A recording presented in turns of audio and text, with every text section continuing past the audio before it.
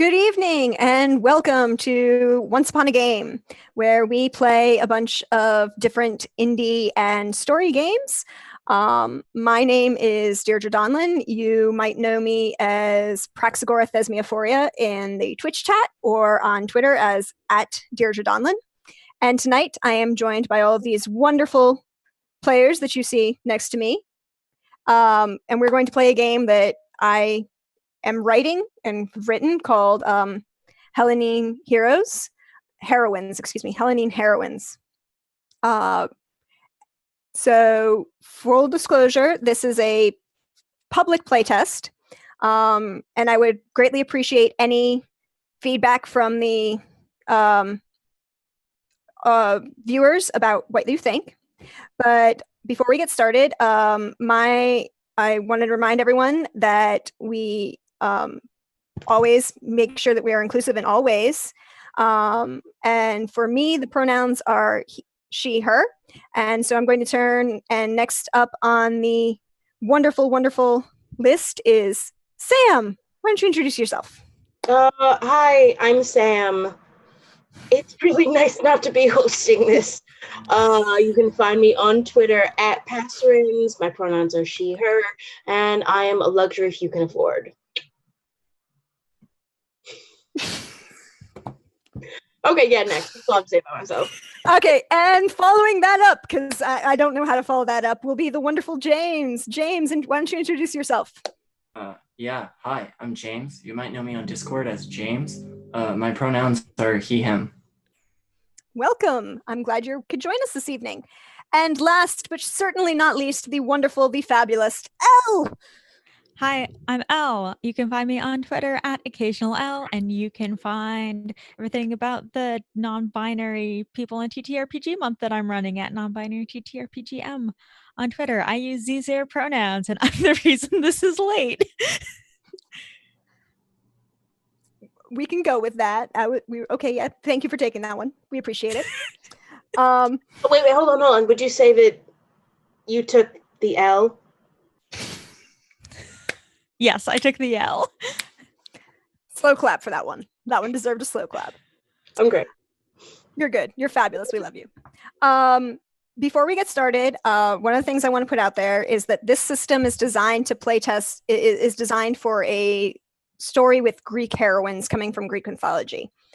As such, a lot of complicated subjects are going to be possibly discussed. And again, we always want to remind people that the X card is always available and never any judgment for how that works. One of the things, particularly for the audience, we want to be aware of is that a lot of these stories and myths have a very violent and not necessarily good relationships with other people. But all of these stories have those points for a reason. And it's as part of this system, I want to kind of explore what those reasons are and how those warnings can benefit us today. So let's get started. Some of us, as you can see in the wonderful Roll20 that we've launched, have picked some of the pre-gen characters. Why don't we go through and start with Sam?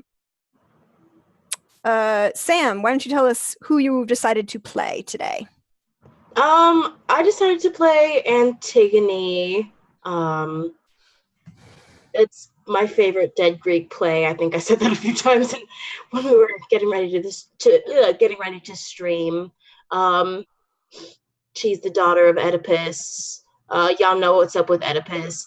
In the actual play / myth, she gets entombed alive and eventually kills herself over wanting her brother to be buried properly and not left to the dogs. Her Uncle Creon's a jerk. Yeah. # Creon's an ass.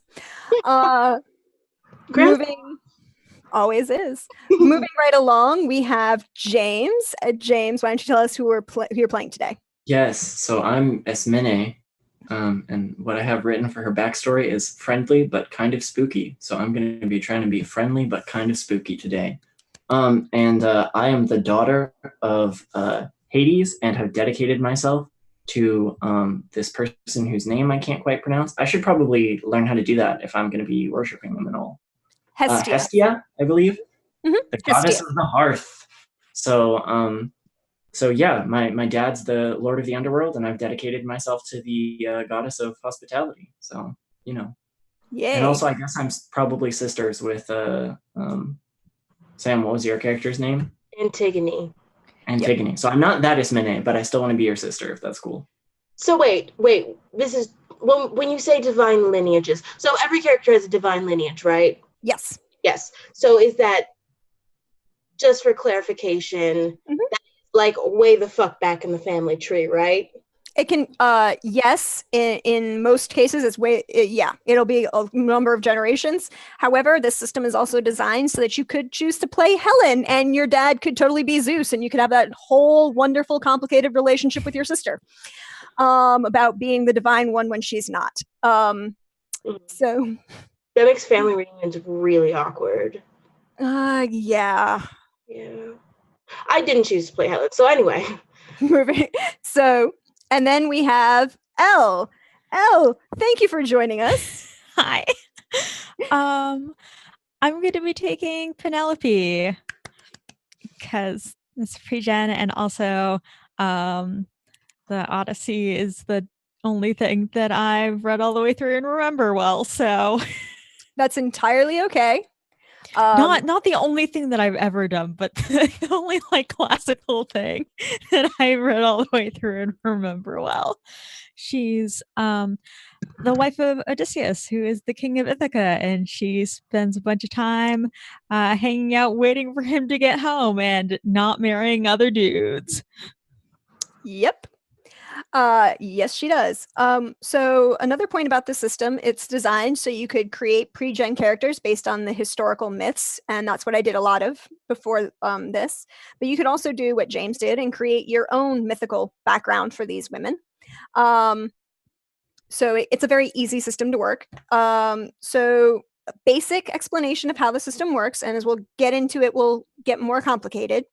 The system is designed with 4 basic attributes that come from your divine lineage, because if you are a Greek hero or heroine, you have to be divine and you have to be royal. If you're just some poor farmer or farmer's daughter, you're out of luck. You have to be divine and royal in some way. Those 4 attributes are physical, academic, social, and worldly. And the player chooses to assign a single dice, D4, D6, D8, or D10, to those particular attributes that they want to focus on. They also get 2 blessings from their divine lineage. One, a major blessing, which will be mechanically a D8, and a minor blessing, which is a D6. And this kind of helps the characters be a little bit more special in their worlds. So, are we ready to dive into the wonderful, wonderful world? Any questions before we get going? Not really. Bring it on. Yeah, I don't know what I'm doing, but it's probably fine. I don't either. All right, it's all fine. It'll be really easy. The really great thing about this system is you decide what you're going to do, and then you tell me which attributes that you think will help you do that action. You roll those, and you're always playing against yourself. I am merely the oracle who stands and interprets for the gods. I do not speak for the gods. I interpret the gods. As such, you're always playing against yourself. If you choose to do something and your dice for that option is a D4, I roll a D4, and whoever wins, wins. What's winning? Rolling over or under? Rolling over. Over. Whichever of us gets the highest roll. Yep, and a tie always goes to the player. Okay. Oh, okay. That's generous. The tie always goes to the player because it's about your character's ability to do something, and their decision to do so. The other thing you have is this: you are designed so that you have 3 divine tokens that you start with, and you can use these for 2 things. You can spend a divine token to ask the oracle a question, and the oracle will answer truthfully, but not necessarily accurately, because the Pythia sits on a vent and smokes a whole lot of stuff. The vent from the underworld, kind of helps. You can also spend your divine token to commune with, or to speak with the gods directly. You can choose to do so. How you approach the god will determine if they like you or not. If you approach kindly and well, you'll roll a 1d100, and how well you roll, high or low on that, will determine if you succeed in getting a blessing from the god.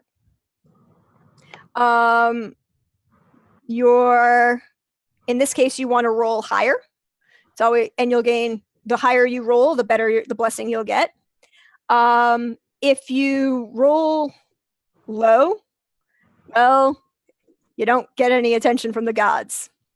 But you can also offend the gods, because as that show that we all remember said, the ancient gods were petty and cruel.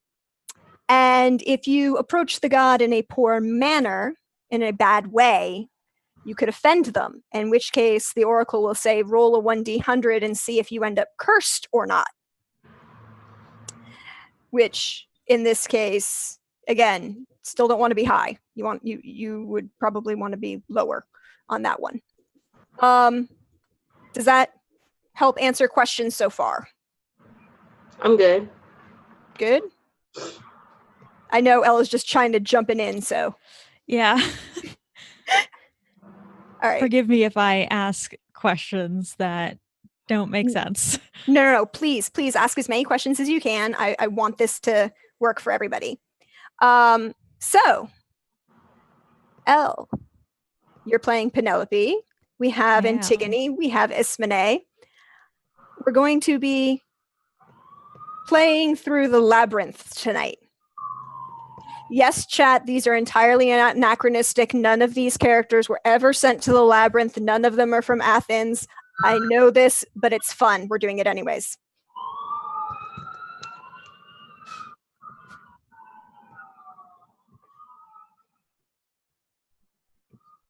Okay, so let us set our scene if we're ready to get started.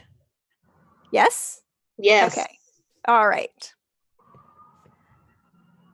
30 years before the start of our story, the great Attic city of Athens hosted a series of games, contests of skill and prowess.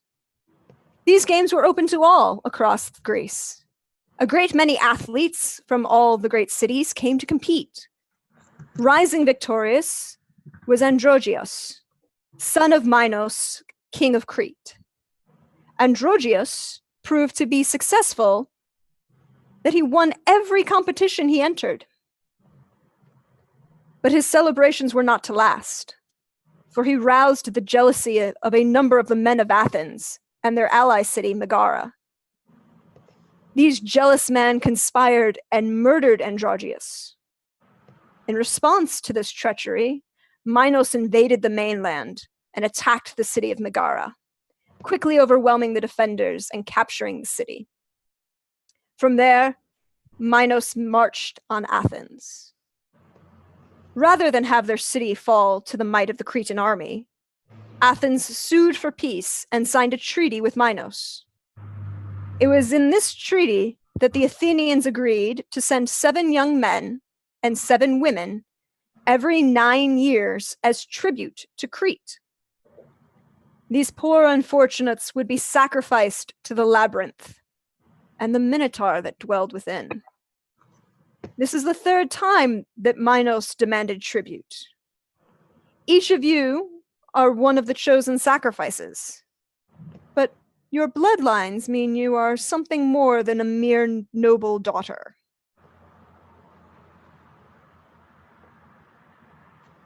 As you enter the palace of Knossos, you are struck by both the size and beauty of the space.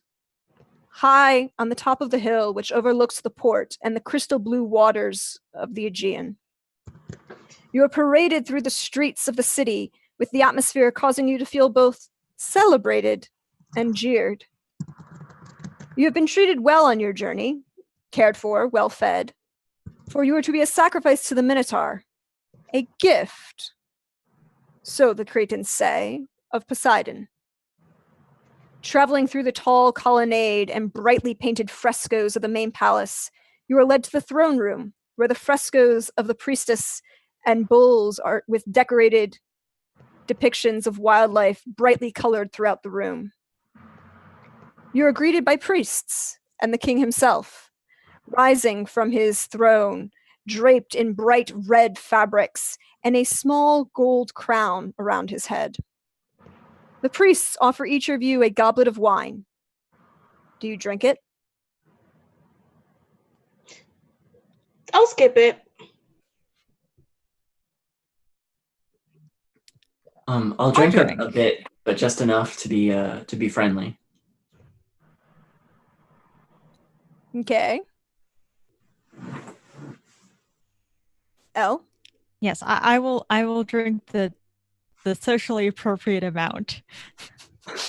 Okay. As both Penelope and Ismene sip from their goblets, they start to feel odd, dizzy. Around them, the other young men and women of Athens fall. And Antigone, who did not drink from her goblet, turns with a knife at her back and a guard saying, "I would advise you to drink that."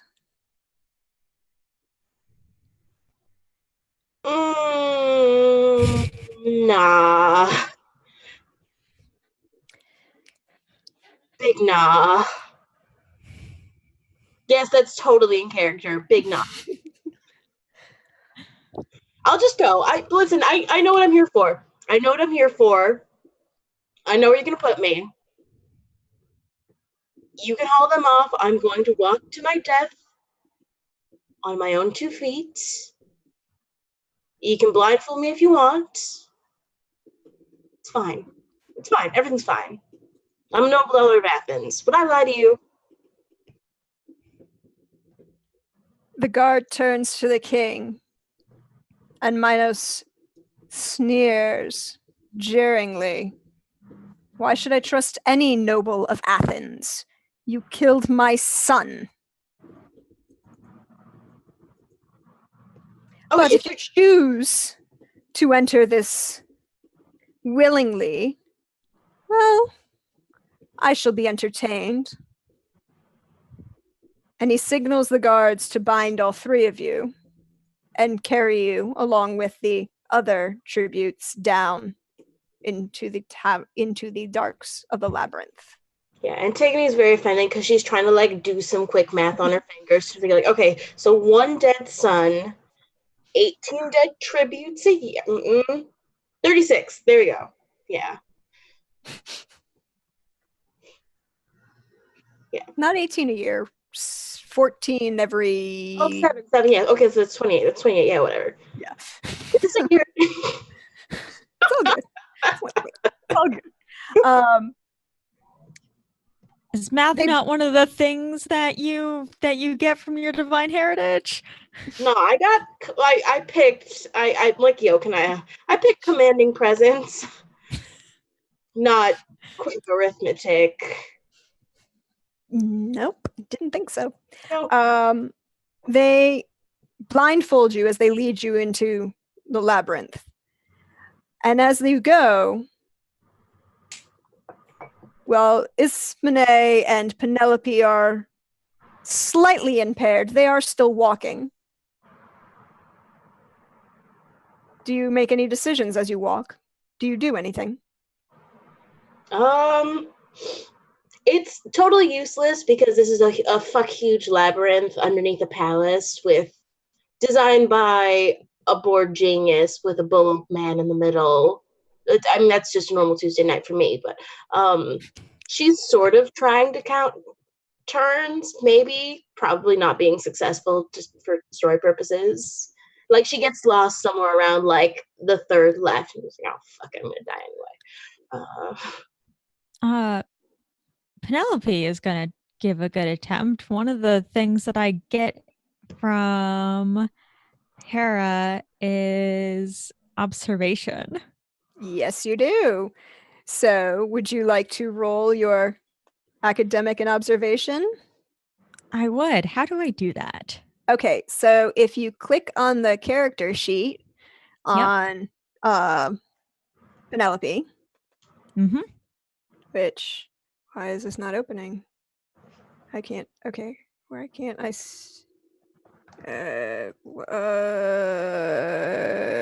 Eric, did you do something?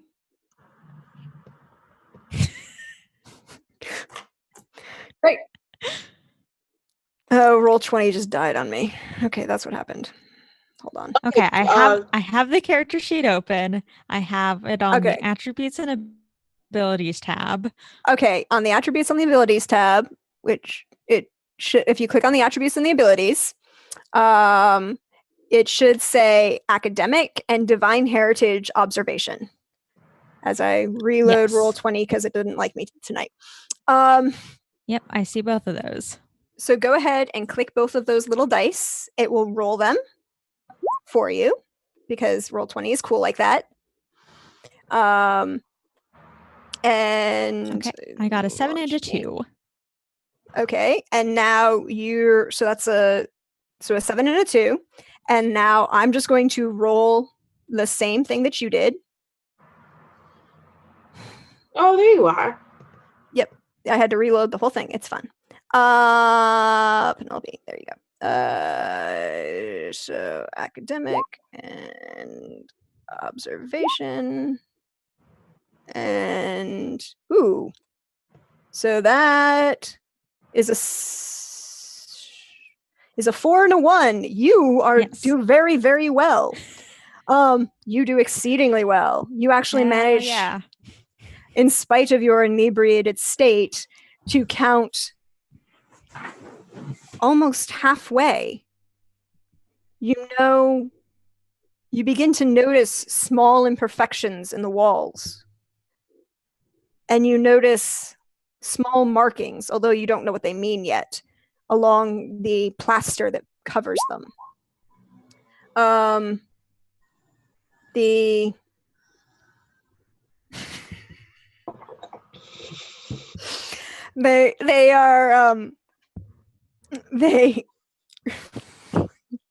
They are you begin to see how certain things, and you think you could understand this if you spent more time here. But suddenly the guards stop. And you realize that the three of you are left alone. They remove your bindings and your masks or blindfolds and leave each of you with a single loaf of bread, a skin of water, and a skin of wine. And inform you none of these are tampered with. If you can survive and escape, the gods have your favor. If you meet the Minotaur, well, the gods are not with you on that one. Good night. And they leave. All right. As soon as they leave, I sit down near my bread and wine, and I look up at the other two, and I say, "Well, I guess we just wait to die then, huh?" And then I sip from the water. Ugh. Antigone looks at the water skin, looks at the wine skin, looks at the water skin, looks at the wine skin, takes a tiny swig of wine and then a bigger swig of wine and says, "Now we're getting out of here. Let's go." You. Yeah. Penelope's like, "Yep, no, I like what you're thinking. I have a question. What are we wearing?" Basic chintons and whatever clothes you would have worn in Athens. You were well cared for. I would like to start picking it apart to get some thread. Ooh. You can. Look, thread work is the other thing that I got from Hera. I'm playing to my strengths. No, I like it. I like it. Oh my God. There was just a very loud boom from outside. I have no idea what it was. I heard nothing. It was the Minotaur. It was the Minotaur. He's coming for you. Be prepared. I told you, we just die. That's what happens now. We could definitely try this, but you would be wearing a chinton, which are pinned at the shoulders with at this point would have been probably iron, maybe gold, probably gold considering your station, brooch that you could definitely use to help pull this apart. It's very fine weave. You are of the upper classes, but you still would have woven your learned weaving yourself. So let's see if in these situations, considering the dark and the everything that's going on, you would be able to do this. So why don't we say that would probably be... Is it possible for me to help them? You can definitely help them. Okay, I have a dark vision. Okay, so I would say it would probably just be worldly and physical if you're pulling it apart. And I will roll against who is taking the lead on this one. Yeah, I think Penelope is taking the lead. I would just because you mentioned it's dark, I would just like point out anything like, oh, casually I can see in the dark because it's just a thing. Okay, so in that case, what we'll do is we'll have Ismene roll her minor divine heritage, and we'll add that to the total of Penelope's worldly and physical. Mm-hmm. And from there, we will see, and we'll just roll the worldly and physical because the divine heritage is a blessing. Well. And we have a 1. Guys, I have a really good feeling about this. With an 8. With an 8 versus a 7, all told, from your unfortunate, not so great rolls tonight, you begin to pull apart the threads of your chinton with using the pin of your brooch. And as you're going, it seems to be going well. Ismene is helping. She's pointing things out in the dark. It's definitely dim down here, but there's a light coming from somewhere. You're not 100% sure where. But as you get about maybe 5-10 minutes in, your hand slips and the pin breaks.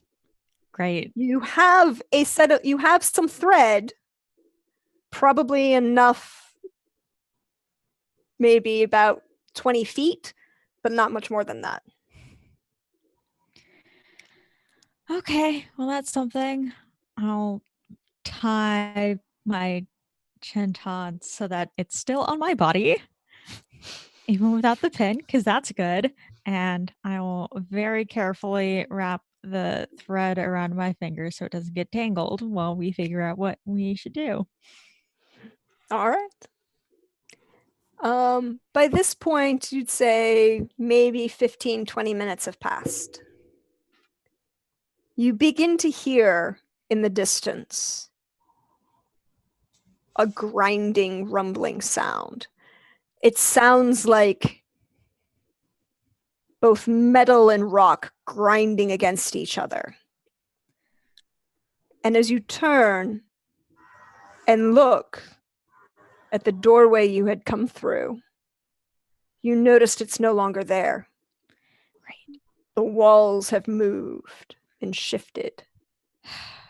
Well, that's not a good look. All right, you know what, guys? Let's just start walking in a direction. Where has everybody else gone? Where have, like, the other, I'm doing math, 11 tributes gone?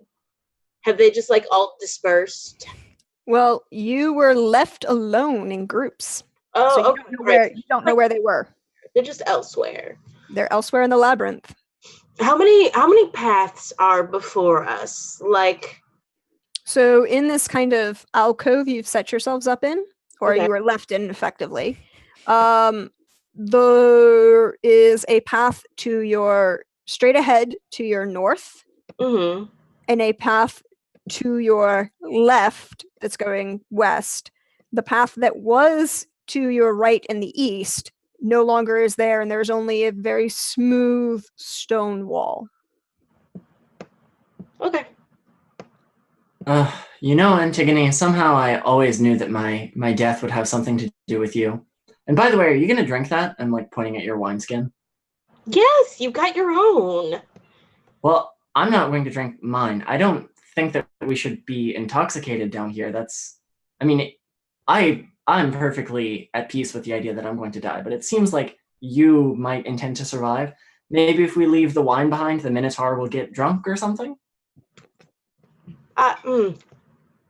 Wine has more than one use. She said. We can use it for staining walls or floors. Yeah. Okay, so she looks at Penelope, who also seems like she wants to live. Yeah. And like she looks at the path to the left, she looks at the path to the north. I drew those on the Roll20 just because I'm a visual person. That's fine. Yeah. She says, ladies' choice.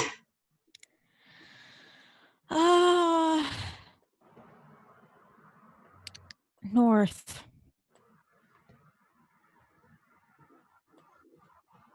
Oh, there we go. Looking to the north, you see engraved upon this wall a tile, excuse the Latin, of that seems to show the labyrinth.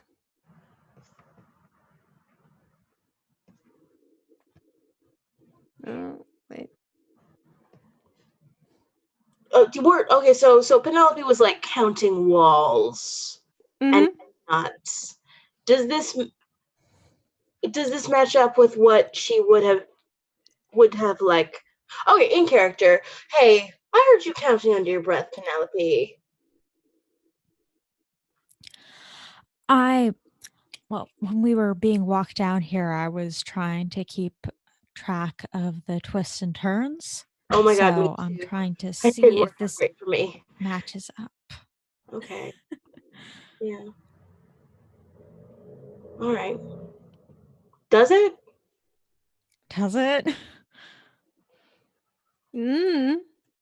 You'd have to see. Okay. Go ahead and roll that academic. See if you know if it is. Can I help? You can. How would you help? Emotional support. No. Sometimes that is the most important kind of support. Yes. We acknowledge that this is always true. Yeah. Pep talk. No. No. Penelope can roll this. Thanks for your confidence. It's 5.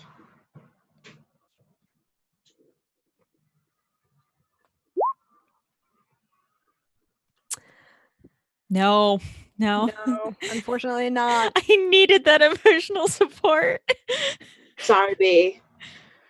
I got commanding presence, not nice presence. Not supportive presence. Yes. I command you to be supported. Yes. All right. So while they're planning how we're gonna escape, I'm gonna basically just abandon my wine and bread and kind of try to arrange it vaguely in the shape of a banquet, so that basically if the Minotaur comes this way, they'll see the wine on the ground and they'll see the bread and they'll decide it's a good idea to get super drunk. Can I roll? If you want them to get drunker, you should take the bread with you.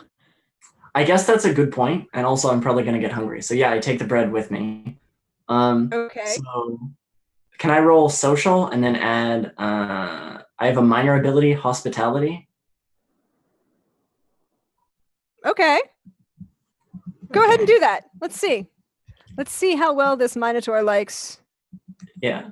I have one skill, and I'm really going to put it to work in this game. Okay, so that's social, and then that's my ability. Okay, so social and hospitality. Mm-hmm. Ah, you arrange this offering to the Minotaur just as if it was an offering to the gods themselves. It's artfully designed, intricately placed right in the middle of the pathway, cannot be ignored. If the Minotaur happens to come across it, he will definitely pay attention to what he sees. So I like that you guys are like planning how we're going to get out, and in the background, I'm like measuring the distance between one wall and the other. And being very, very artistic with your arrangement of this offering to the Minotaur.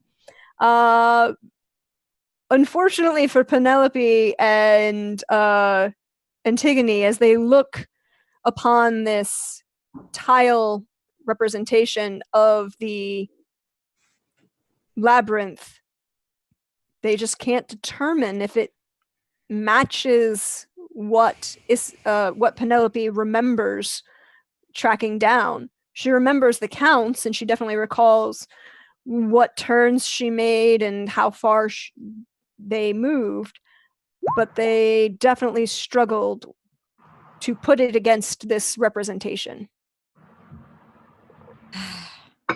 Okay, let's go left. Left. So you're going west. Yes, west. Might as well. Yeah, listen. Are you coming? Me? Yeah, you. Yeah. Are you two really going to leave me here? Listen, it's not leaving you if you just come with us. You're going to get eaten alone. You're going to get eaten with us. If you're determined to die and the Minotaur finds us, we can just chuck you at him. Okay, I don't agree with this plan, but I suppose it's better to die with friends. And at least this way, Persephone will be around. Penelope. One of those is my name. Names. God, what if we were just like wearing like all what like we're given by the priest, like ancient Greek? Hello, my name is name tags. Yeah, and like in the Greek letters as well. Yes. My name has been carefully stitched on the inside of every article of clothing that I wear so that it doesn't get mixed up with other people's. Oh god.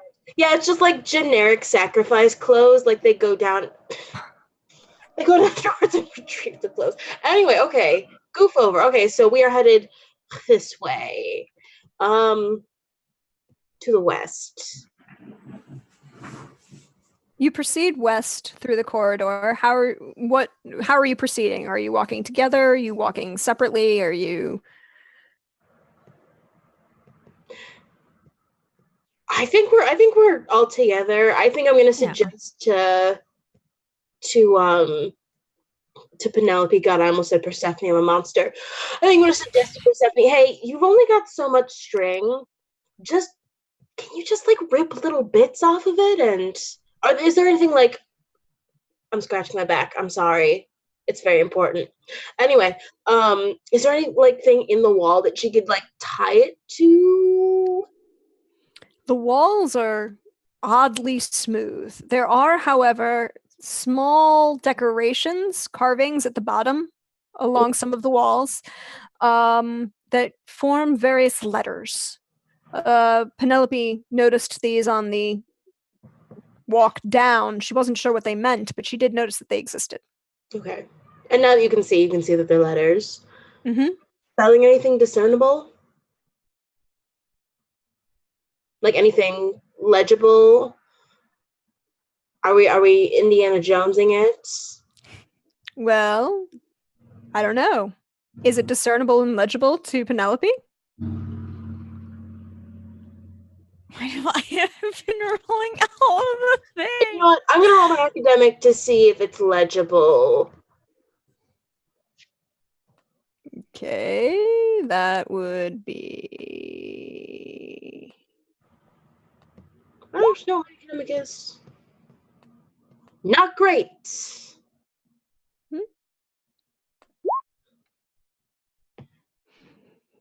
You do recognize the letters, and you begin to recognize that they are definitely shaped they are definitely Greek. They don't seem to be forming coherent words. Indeed, as you walk through, you notice that individual letters are in different places on the wall. They aren't grouped in any recognizable pattern that you can see. Okay. So it's just...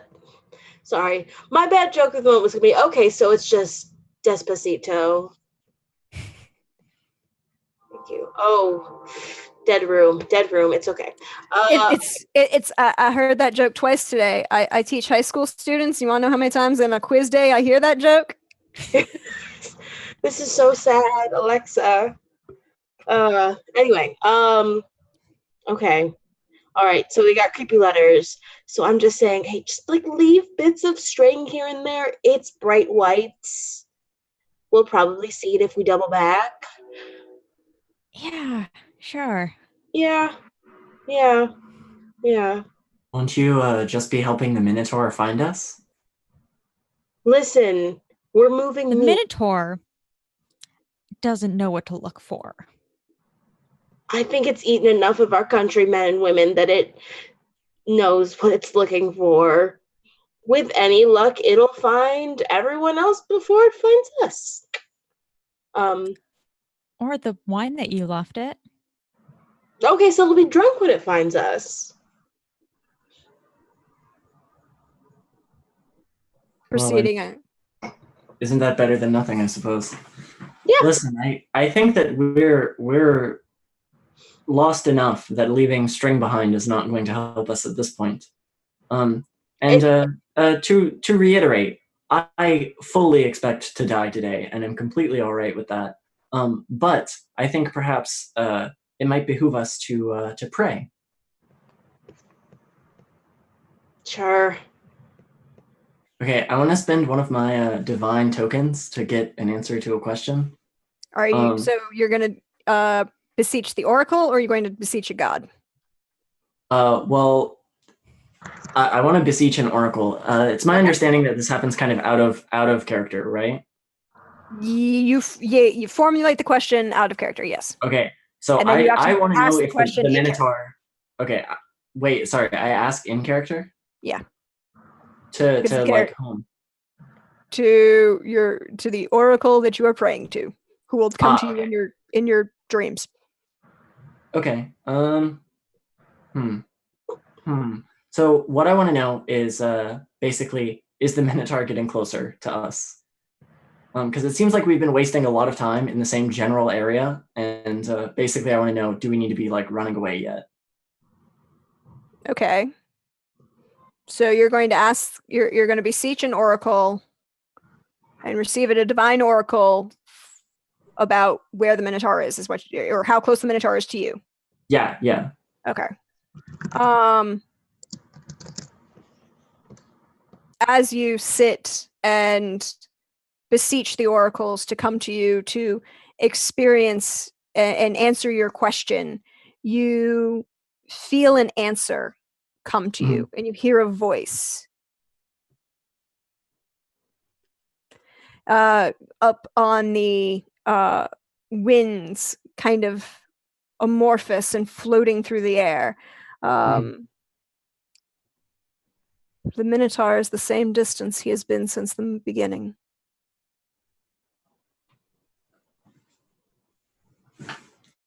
Okay, great.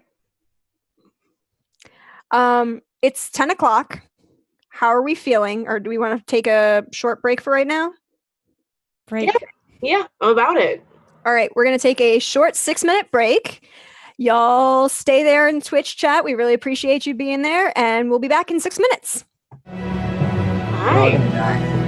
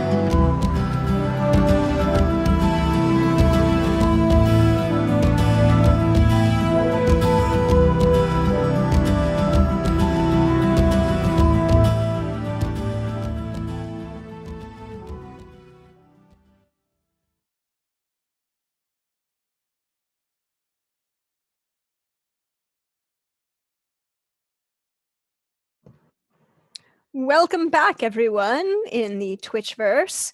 If you're just joining us, this is Helene Heroines, and we have our three charming heroines who are trying to escape the labyrinth and the minotaur that resides within.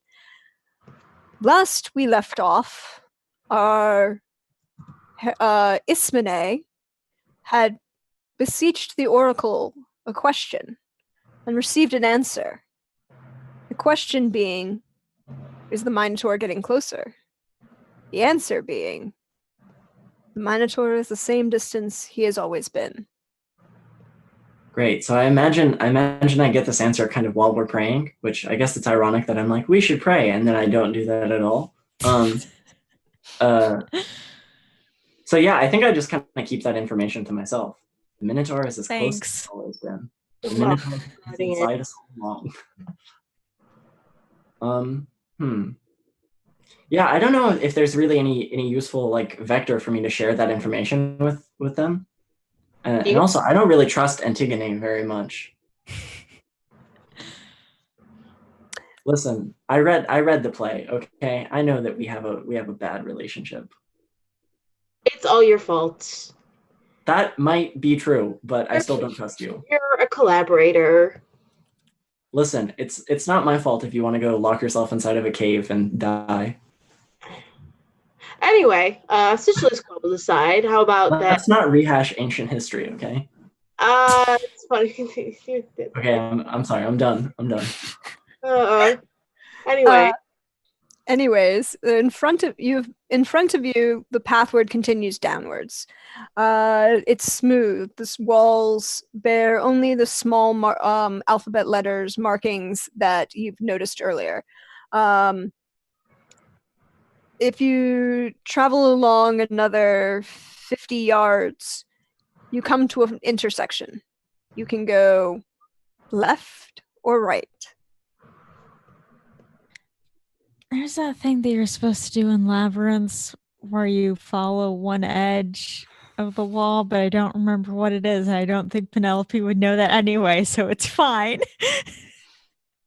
Also, that's a Victorian convention created long after Daedalus had built this wonderful marvel of technology. Great, so it would be helpful anyway. Also, where is this light coming from? Anyway, so she looks at Penelope, looks at her sister, looks at Penelope. Left or right? I picked the last time. Well, I picked the time before that, but it didn't mean anything. You picked the last time, so I picked this time. Right? Yeah. Okay. Let's go left. All right. Proceeding left, you proceed southwards. And as you go, you begin to notice a change in the walls. Not a change in their makeup or their smooth covering. You notice a change in the letters at the bottom. And the light that you had experienced seems to be growing both brighter and dimmer somehow. Periodically, it would be brighter every certain amount of feet, and then dimmer as you proceed onward. Okay. All right. This seems like a meaningful thing to interact with. Yes, there's something a bit strange about the lights here. Yeah. And she's like squinting up at the ceiling and then squinting down at the writing. Esmene, you can see in the dark. Yeah, that's true. Maybe you would have better luck finding out what's going on here. Well, is it pitch black yet? Nope. No. I can see in the dark, but I can't see through mysteries. Listen, it's bright. Sometimes it's not bright. What do you want from me? Maybe the words mean something. Yeah. They didn't mean something before. Can we all read? Like, are we all physically capable of reading? I mean, assuming you picked over a D4 for your academic, then yes, you can all read. Okay. So can we read that these are words or not? They're definitely letters. They don't look like any words that you recognize. Or Okay. at least not in the language you speak. Okay, there we go. All right. Okay. They do seem to be repeating, however. Okay, there we go. That's something. I wonder if there's a pattern. God, I'm really bad at puzzles. I'm so bad at puzzles. This is why I don't play D&D. I suck at puzzles. What's that thing that I learned about when I took my magic in the Greco-Roman world thing about like letters that you read, letters and sequences that you read and they're powerful. I don't remember what they're called because it's been a few years.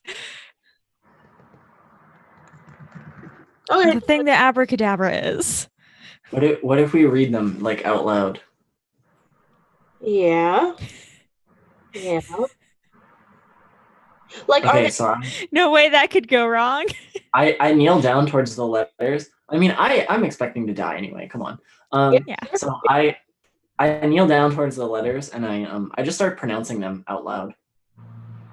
Okay, go ahead and roll your academic to see how well your pronunciation goes.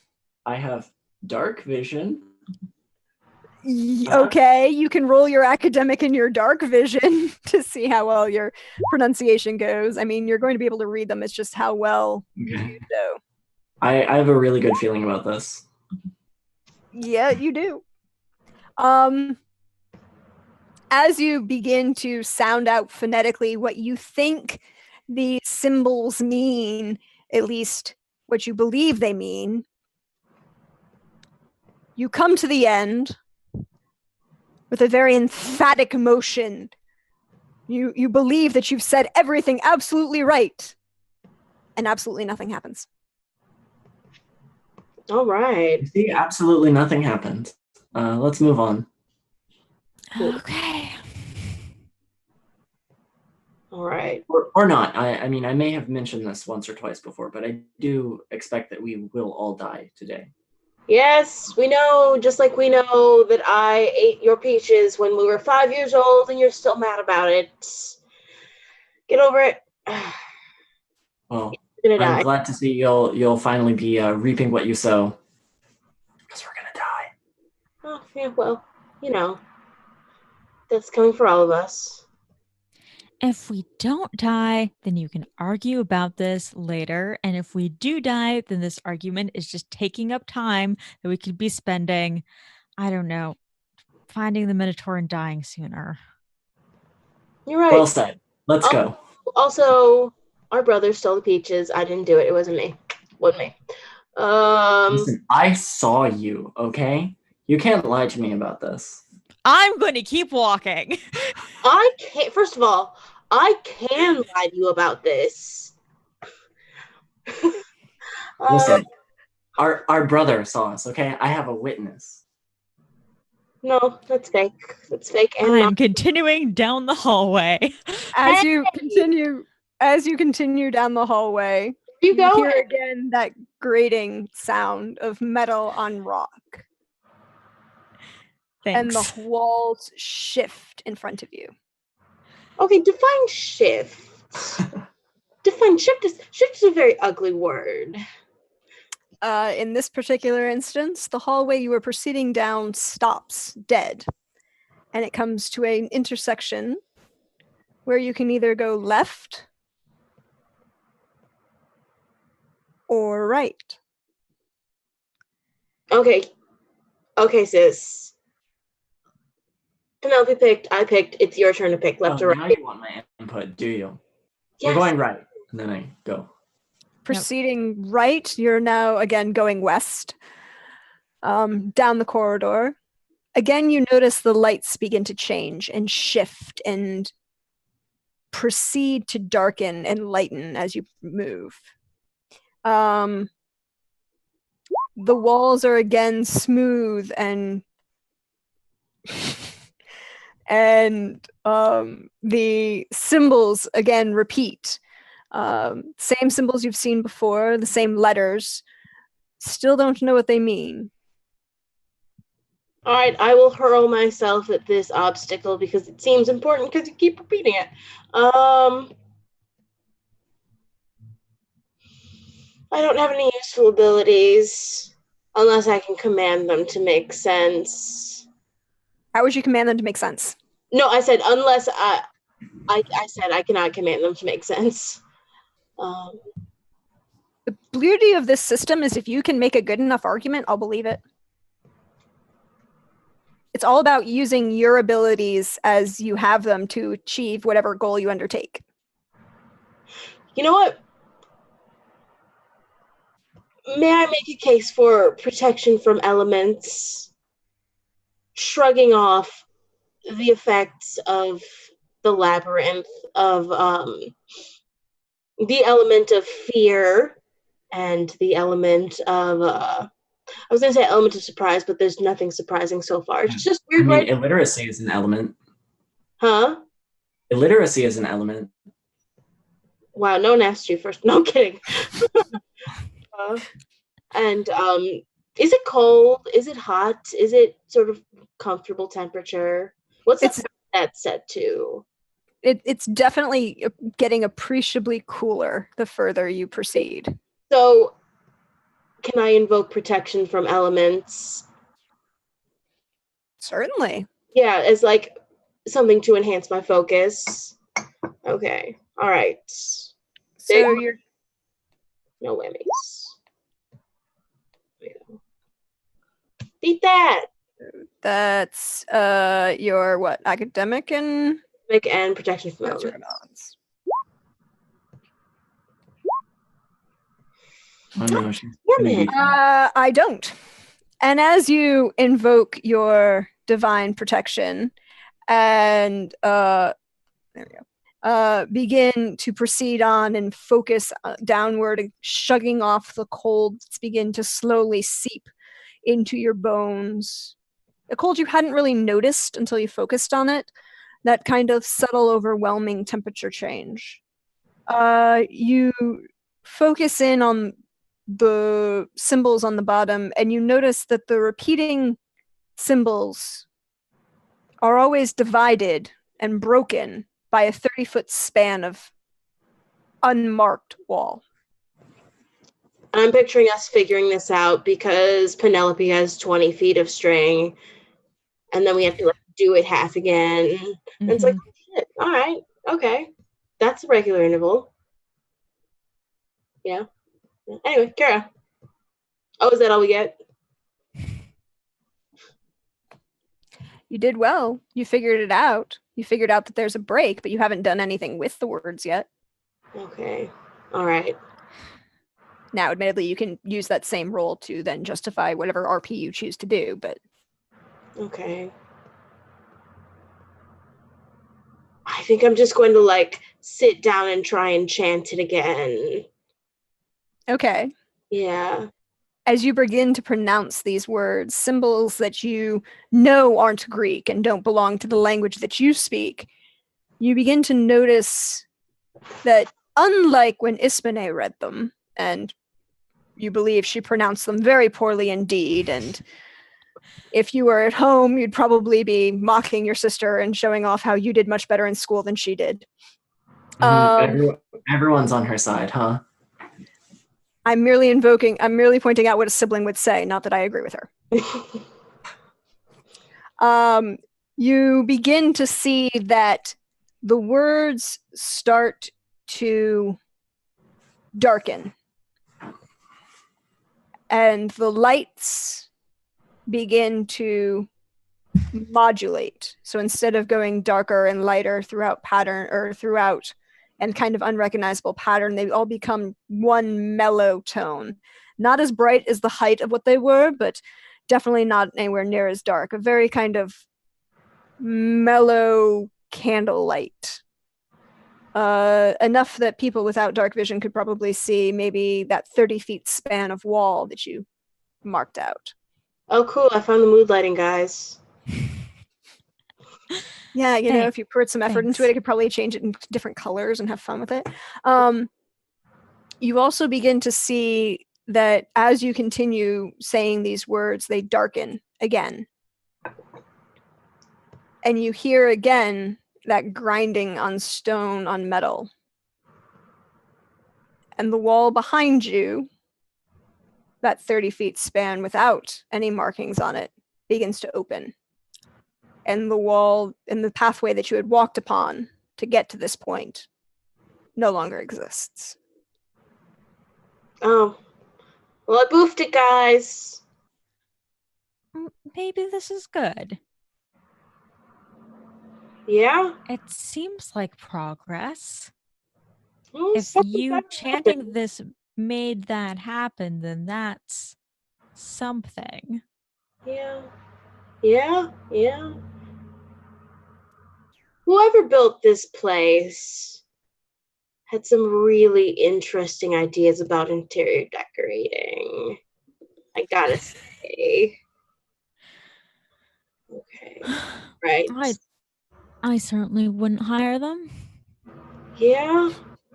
Damn. I wonder who he pissed off. Anyway, Minos. Everybody pissed off Minos. yes, I know. Sorry. I had to. Particularly with the I was teeing that one up for you. I appreciate it. You know, took that small one. That'll be good. Yes. Okay, all right. Onward if not upward, guys. So now you've got the new pathway that you opened up, which is to the south, and then you could continue, but you could also continue on to the west as the pathway's forward. You just can't go back. Can you ever go back? No. I put my hand on each of their shoulders and say, okay, this seems significant, or it's a trap. Show of hands. Actually, no, sis, you don't count. You don't count. Show of hands, go straight. Show of hands, go down this new creepy path I opened. I have a hand I might show you. I promise you this is only in character mean. I'm not trying to be mean to you. Either person. No, I know. No, I'm enjoying myself. Okay, all right. It's just like imaginary rudeness versus real rudeness. Like, where's the line? Yeah. Okay, all right, just double checking. See if it's okay if I'm being a rude older sister. Okay. All right. Well, we're gonna keep going where we were going. I'm voting for the new creepy path. Okay. I'm voting for new creepy path. Well, it seems your 2 votes outrank my 0, so let's go. All right. Democracy in action. Yes. That good Athenian trait that you technically haven't invented yet, or if Athens hasn't invented yet. You proceed going down, and you'll notice that the lights have definitely modulated. They've become calmer, more even. All right. Cool. Do you change how you approach anything? Do you change anything at all? Is there anything else different about this passageway, or is it still weird, smooth intestine-like walls with writing on them? Because otherwise, no. What we've been doing is working so far. We're not dead yet. You begin to notice that the walls are still smooth, showing no tool marks to show who made them or how they were made. Mm-hmm. The symbols, however, have changed. Okay. I will do the symbols this time. We've all looked at them. Oh, you two have looked at them, and now I will take my turn looking at these symbols. Okay. So, how are you going to approach these symbols? I am going to look at them, and I'm going to see if I can draw any connection between them and things that I might have seen in the past, or them and other letters that I might be familiar with. I'm trying to angle towards observation. I see an argument for that. You made an observation as you were coming down into the labyrinth, and you were trying to see how you could do and gain that skill. So go ahead and roll your academic and your observation. Academic observation. Ooh, very good rolls. And definitely no, ties go to the player. Yeah, ties go to the player. Wait, no, you. Oh no, a 3 and a 10. So a 10, sorry. Yeah. I can't read. I'm sorry. You beat me. Yes. So unfortunately you begin to read these words and your mind is distracted. Possibly it was the small amount of drugged wine you had drunken when you began this journey through the palace at Knossos. Maybe it's just the overwhelming beginnings of fear setting in. But these words make no sense. You know that they're words, and you know that they must tie to some form of language, but they don't make any sense to you. Yeah, I I've been looking at these for a bit, and I rub my head and I'm like, okay, these have to be some kind of language. I have no earthly idea what they mean.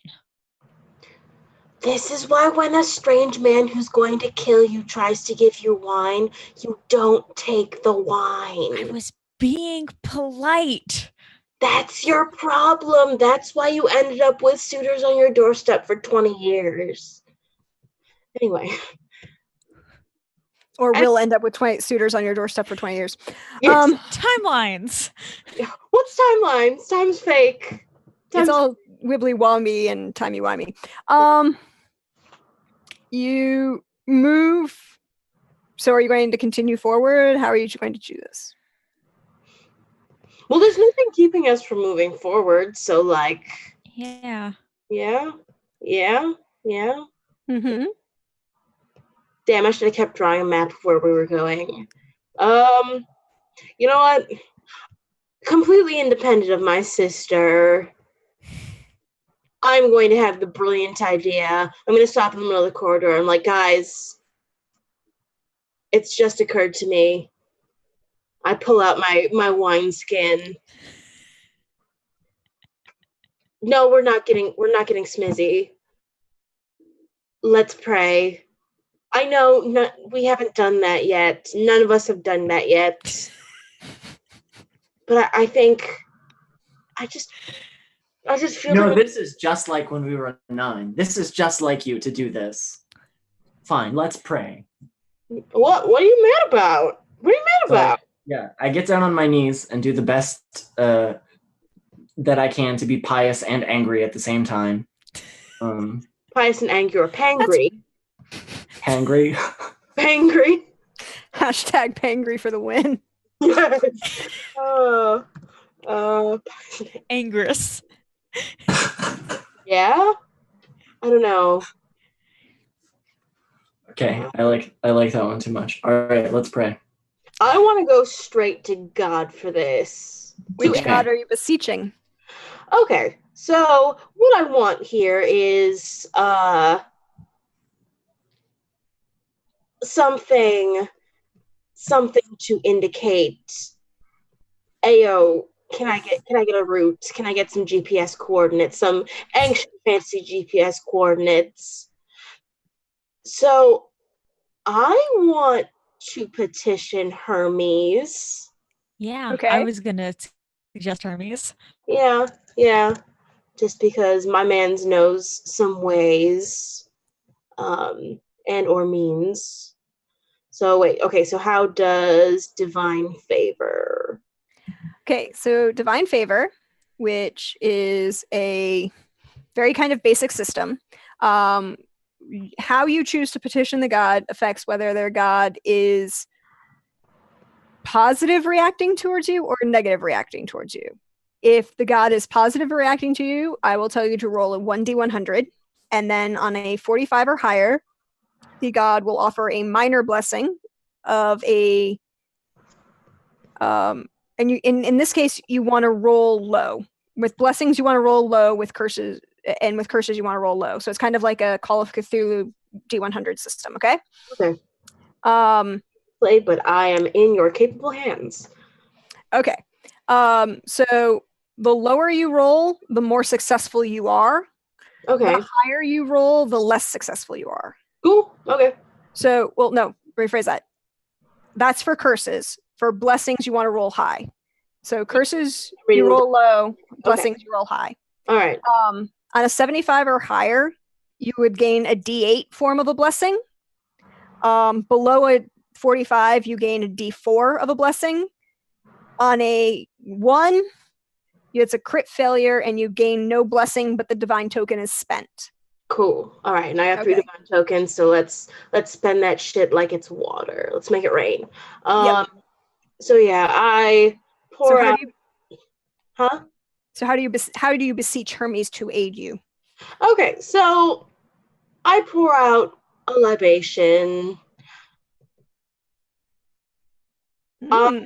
Presumably there is a prayer that I know that I don't know.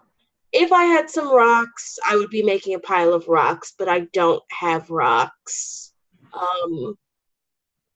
Nope, you don't have rocks. I don't have rocks. So I'm like, Ayo, I'm sorry. I can't make a pile of rocks for you. That's a reference. Don't worry about it if you don't know what I'm talking about. Please, I need a root. Me and my well-beloved sister and this new friend I've made. This other person. This other jerk. Yeah, I don't know. She drank wine from a strange man. You know. You get thrown in a labyrinth together. That's a lifetime friendship, okay? Yeah, maybe the real Minotaur was the friends we made along the way. I've been waiting for half an hour to make that joke. Oh my god. Anyway, listen, I need a root. I need a flash of inspiration. I even need to know what the purpose of these symbols is. Please, anything you can give me. I'm going to die down here. I am too good looking to die. I have a death appointment way later on. Like, I can't die down here. Please, I beseech you, with the utmost humility, in the name of the Father who hid in a mountain. Please. All right. So go ahead and roll that D100. Cool. 48. That is actually really, really good. Sure. You get a D6 blessing. Okay. And so you have the D6, whenever you want to use this additional D6, you can. But as you begin to pray and beseech the god, you feel the wind begin to shift. There is no wind in this labyrinth. You're underground. It's all enclosed. There hasn't been any wind shifting, but you feel the wind begin to shift along, kind of brushing your hair very smoothly, and then whipping through your sister and Penelope's hair at the same time. And the wind begins to twirl and grow and twirl, and you see the dust along the bottom of the walls, dust you hadn't really noticed or thought anything of, begin to rise and shift. And that set of symbols that were different, that couldn't be read before, begin to glow slightly. Oh, great. We found the lighting again. And you hear that same similar sound of that wall of stone grinding on metal, and you feel the stone begin to you see the stone begin to shift. This time the walls the path in front of you is gone and the path behind you is gone, only the path to the left. But you also get something new. You also hear, for the first time, screams of pain.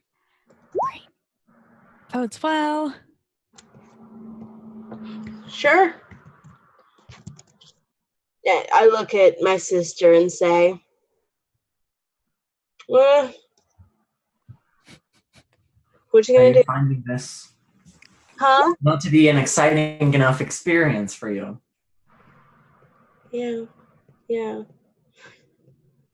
Well, perhaps you should take a little nap and we'll go on without you. No, B. We got a path. Let's take it. We might as well keep going. Yeah. All right. And if we're going straight for the Minotaur, we'll fuck that bridge when we come to it. I don't think that's the phrase. No, it's definitely the phrase.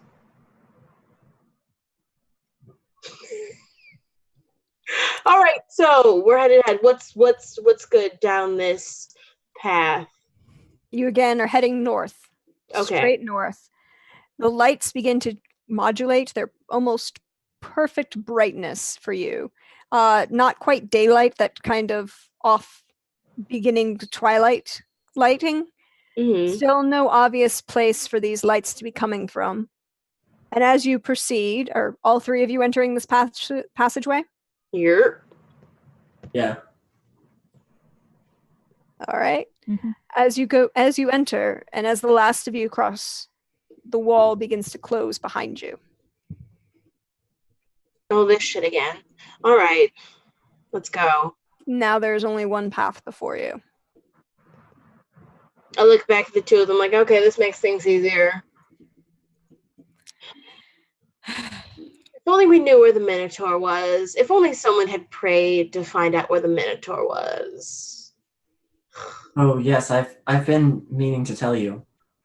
I may have prayed slightly before, and the oracle told me that the Minotaur wasn't getting any closer or further than where it had been.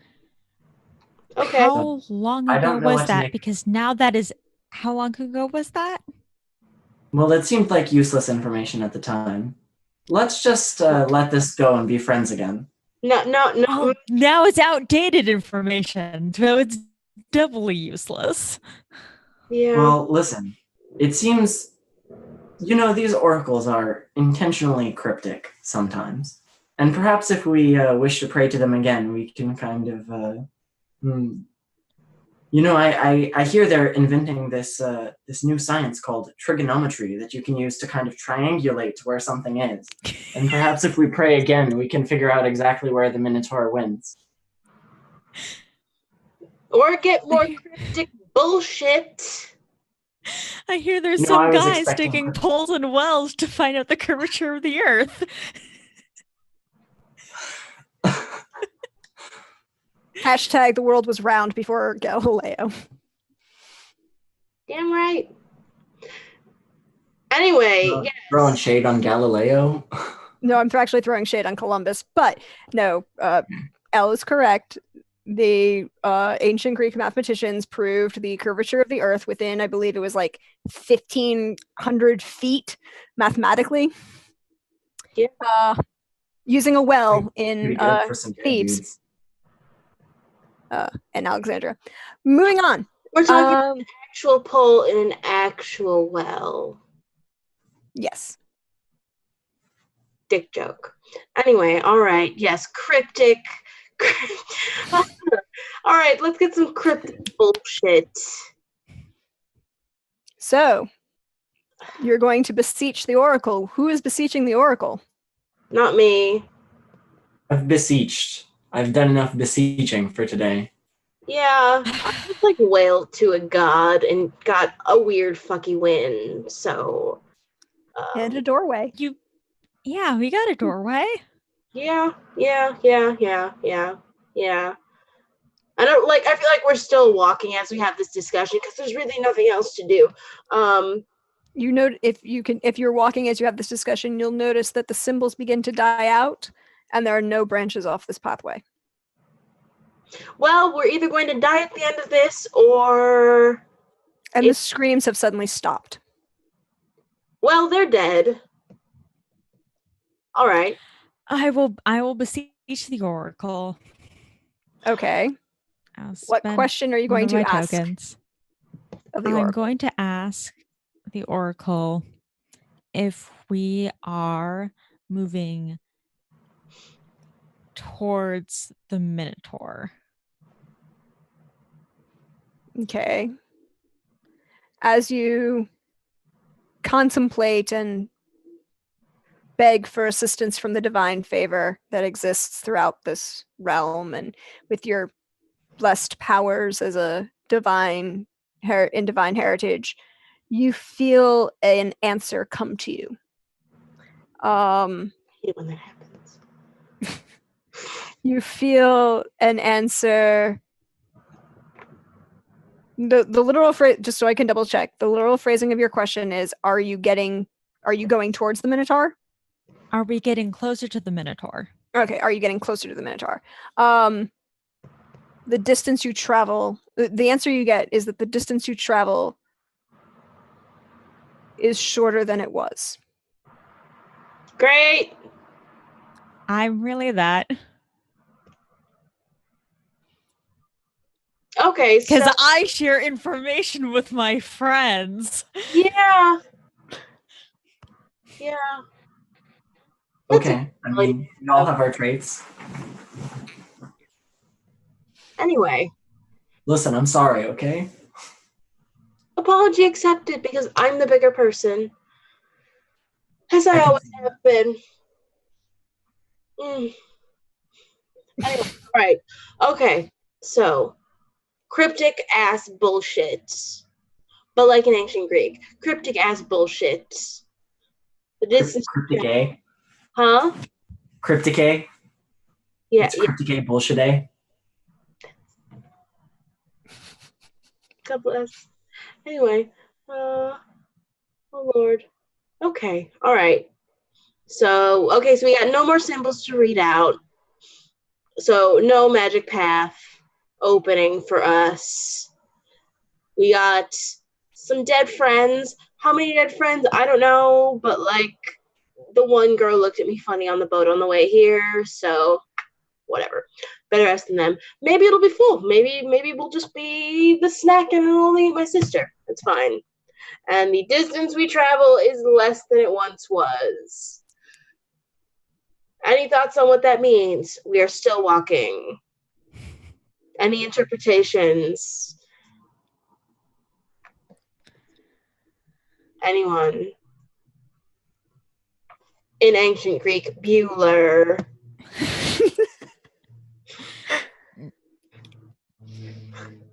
Oh, it's either a good thing or it's a bad thing. All right, any more observations? I think it's highly likely. I think it's highly likely that we're all going to die today.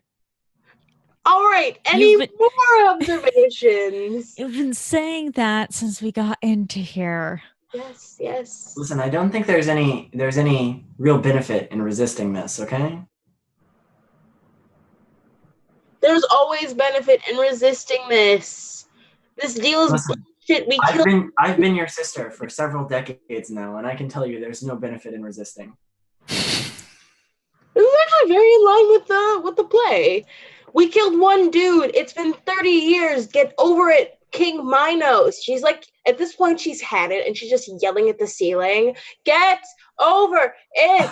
You can have more sons. Your sperm is still viable.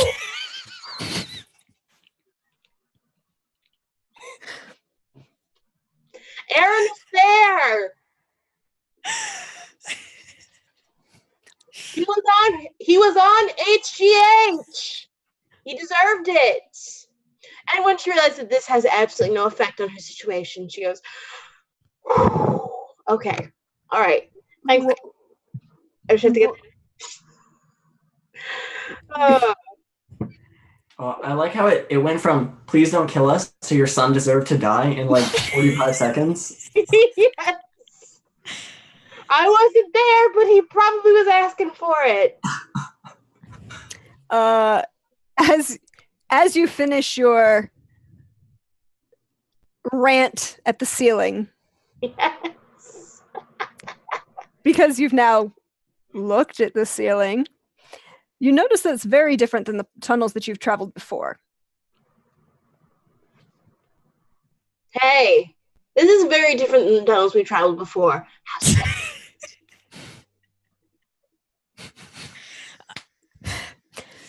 You'll notice instead of the smooth lack of tool marks, you see roots and earth above your head. How tall are the ceilings? 20 feet. How tall are all of us? Not 20 feet. If we like stack, maybe we can. Yeah. I mean, if you're going based on general assumptions of the height of ancient peoples determined from skeletal remains, somewhere between 4.5 feet and 5.5 feet.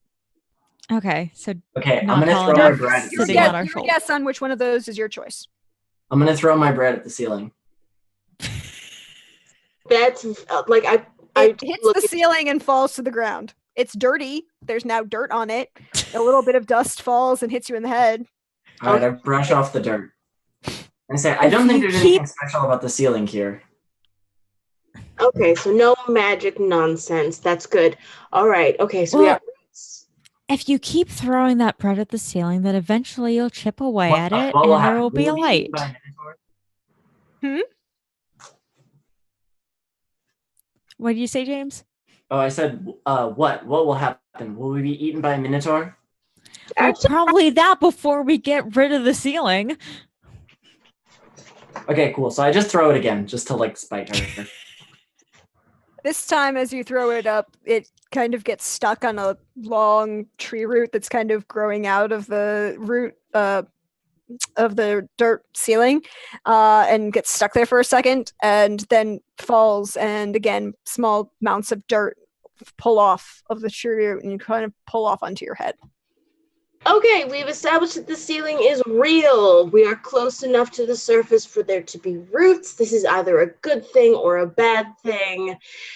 If we are close enough to the surface for there to be roots sticking out of the ground, maybe we're in the original part of the labyrinth before they figured out how to dig deep and make the ceiling weird and smooth. Or we're close to the end and an exit. Fuck it, let's keep going straight. Might as well. Like, the So worst thing that happens is that we die slightly sooner, right?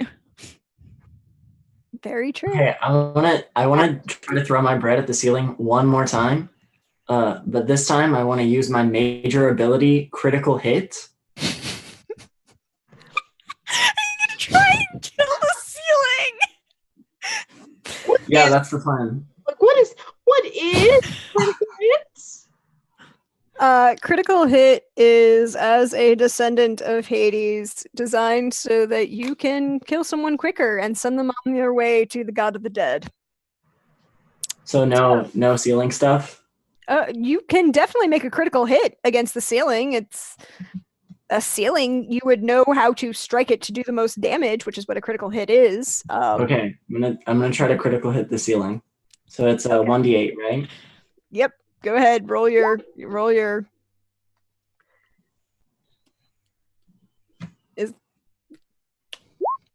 God almighty. You throw this loaf of bread, this very round traditional loaf of bread, in a awkward shape. It has a small imprint on it. It's a little dirty now. You've thrown it a couple times, and you throw it right at that base of that long tree root that had come down beforehand, and it strikes that right where the tree root is growing out of the side wall into the top, and it strikes the ceiling just right. That portion of the ceiling falls behind you, and you can see now daylight above you. I'm not really sure what we do with that. It's still quite far away, but there, you got to see the sun before you died. You're welcome. Okay, keep squawking, guys. No, I'm curious about this now. How climbable do the walls look? Are they still smooth? They seem to be smooth-ish. They're not unnaturally smooth like the rest of the walls that you've been walking around in the labyrinth. There's definitely texture to them, but they don't seem to be like pieces of stone that you feel you could probably grab into. No convenient handholds. No, of course not. All right. I mean, you could try and make some, but you could definitely try to climb out. Let's just keep walking, honestly. No, listen. Okay, so you got some cryptic bullshit, and you got some cryptic bullshit. It's my turn for some cryptic bullshit. Okay. I focus real hard. I wiggle my nose. Oracle, are we, spending a divine favor telling Oracle, are we going to be the next ones to die if we do not take this path? No, that's a terrible question. I'm rephrasing that. Are they take backsies? Are they take backsies? Until you tell me exactly how you want to phrase it. I'm never going to punish you until you've worked out how you want to phrase it. Oh, that's totally in character. Until you've worked out. You don't punish us until after we've decided our own downfall. Wait, okay, so take backs, yes, take backsies. Does the Minotaur know where we are, and is it coming to get us? And is it hot? I'm putting that out into the world. And then I look at my companions like, okay, listen, the last one. So we got 3 questions. Okay. Is the Minotaur coming to get us? Is it hot? And is this the way out? Okay. I suggest the middle one. I know. Like, I like us having an in character. Like, listen, the answer is going to be cryptic anyway. The question may as well be cryptic too. Yeah, I mean, is it a classic 3-part question to the Oracle, which they are famous for charging reasonable rates for? No, okay. All right. Well, okay. So I guess we can live without. We can live without knowing whether the Minotaur is sexy. Does the Minotaur know where we are, oh Oracle? You feel an answer come to you, and kind of not quite the same way it came to your sister or Penelope. Indeed, you feel a little tug on your hair, and you hear a whisper in your ear. Oh, nasty. Some seem to think he's attractive. And you feel a continue, and then you hear another kind of more mental voice respond. The pathway forward leads to destiny. Well, everything does. That's not helpful. Okay, so either we have destiny to get out, or we have destiny to get eaten. I mean, or like there's somebody named Destiny at the end. Yeah. All right. Okay. All right, guys. So we got some tree roots. I relay this, of course. Also, the Minotaur's hot, just so you know. Noted. That's not the phrasing of that was some seem to find him attractive, not he's objectively hot. Listen. In hopeless times, we need to cling to hope, to light, to hot monsters, to light the path forward. Anyway, the Minotaur's hot. The path leads to destiny. And I don't know. Please stop throwing your bread. Let's keep going forward. Yeah. Yes. You will notice, Ismene, that your bread didn't come back. Or if it did, it's under a giant pile of dirt now. Gross. Can I look for it real quick? I want that bread back. How are you going to look for this bread? Penelope opens her wineskin and pours a little bit out on the floor for your bread. Oh, one for my dead homie. Okay, I guess dark vision isn't relevant anymore.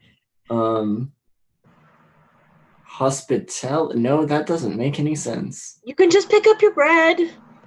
I imagine. No, she said it's like buried somewhere. I mean, Ismene used the loaf of bread to knock out the dirt that then fell to block the pathway. Yeah, that makes sense. That doesn't sound like I'm getting my bread back.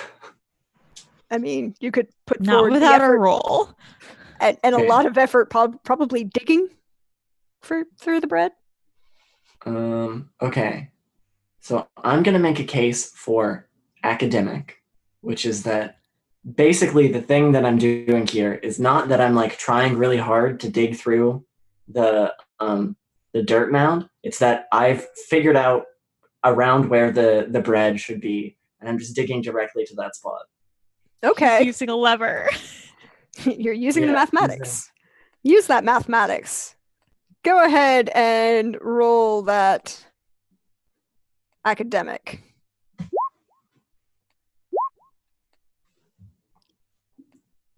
Oh boy. Oh wait, ties go to the player, right? Ties always go to the player. You miraculously find your loaf of bread. It is very, very dirty now. There are a couple grubs kind of sitting on top of it, but there's now your the real bread. miracle. I take a bite. What happens? It's gross. It tastes like bread.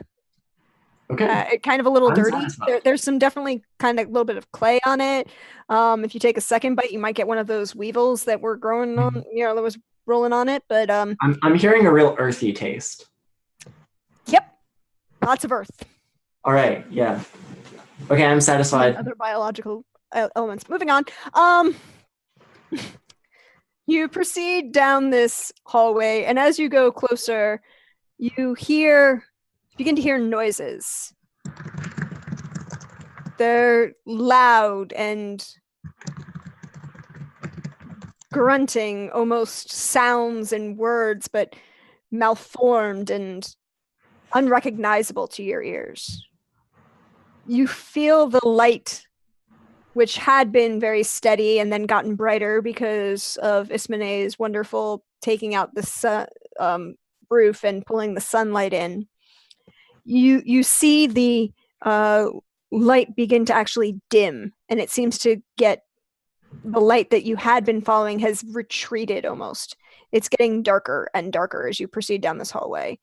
And the walls are getting rougher and more natural instead of man-made. And you hear these sounds approaching closer and closer.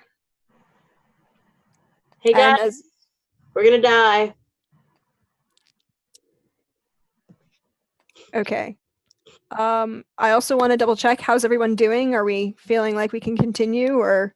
Let's take a break. Okay, let's go ahead and take a break. I want to make sure everybody's doing okay. Yeah. Okay. So welcome back to the Twitchverse. We'll be back in 6 minutes. Give us a little time to stretch and get everything, use the necessary, and we'll see you when we get back, and maybe see what happens to our 3 intrepid warriors. Women. Warriors.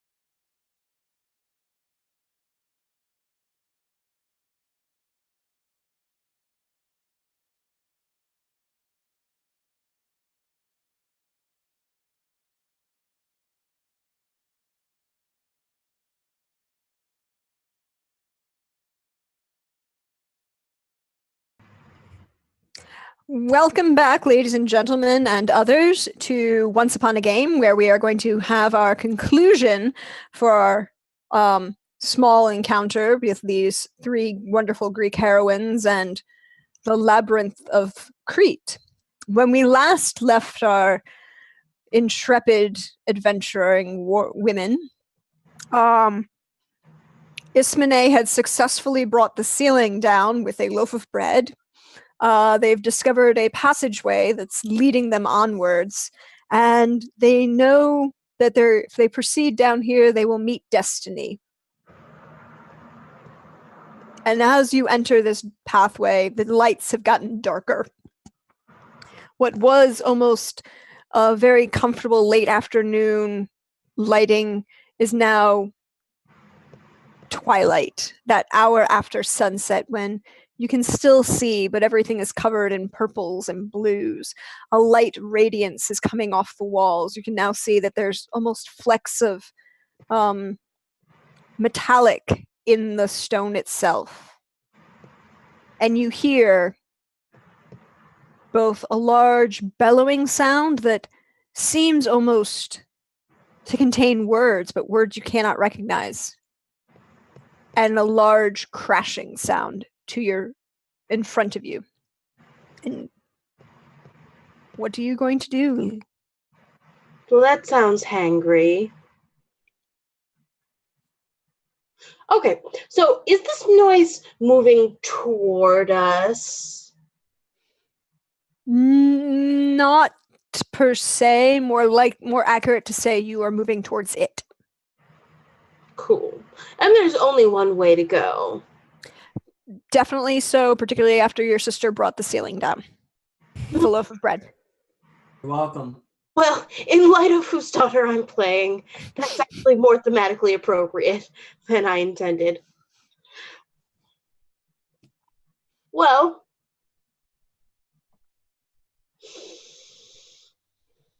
fill up the gap with our Athenian dead? Okay,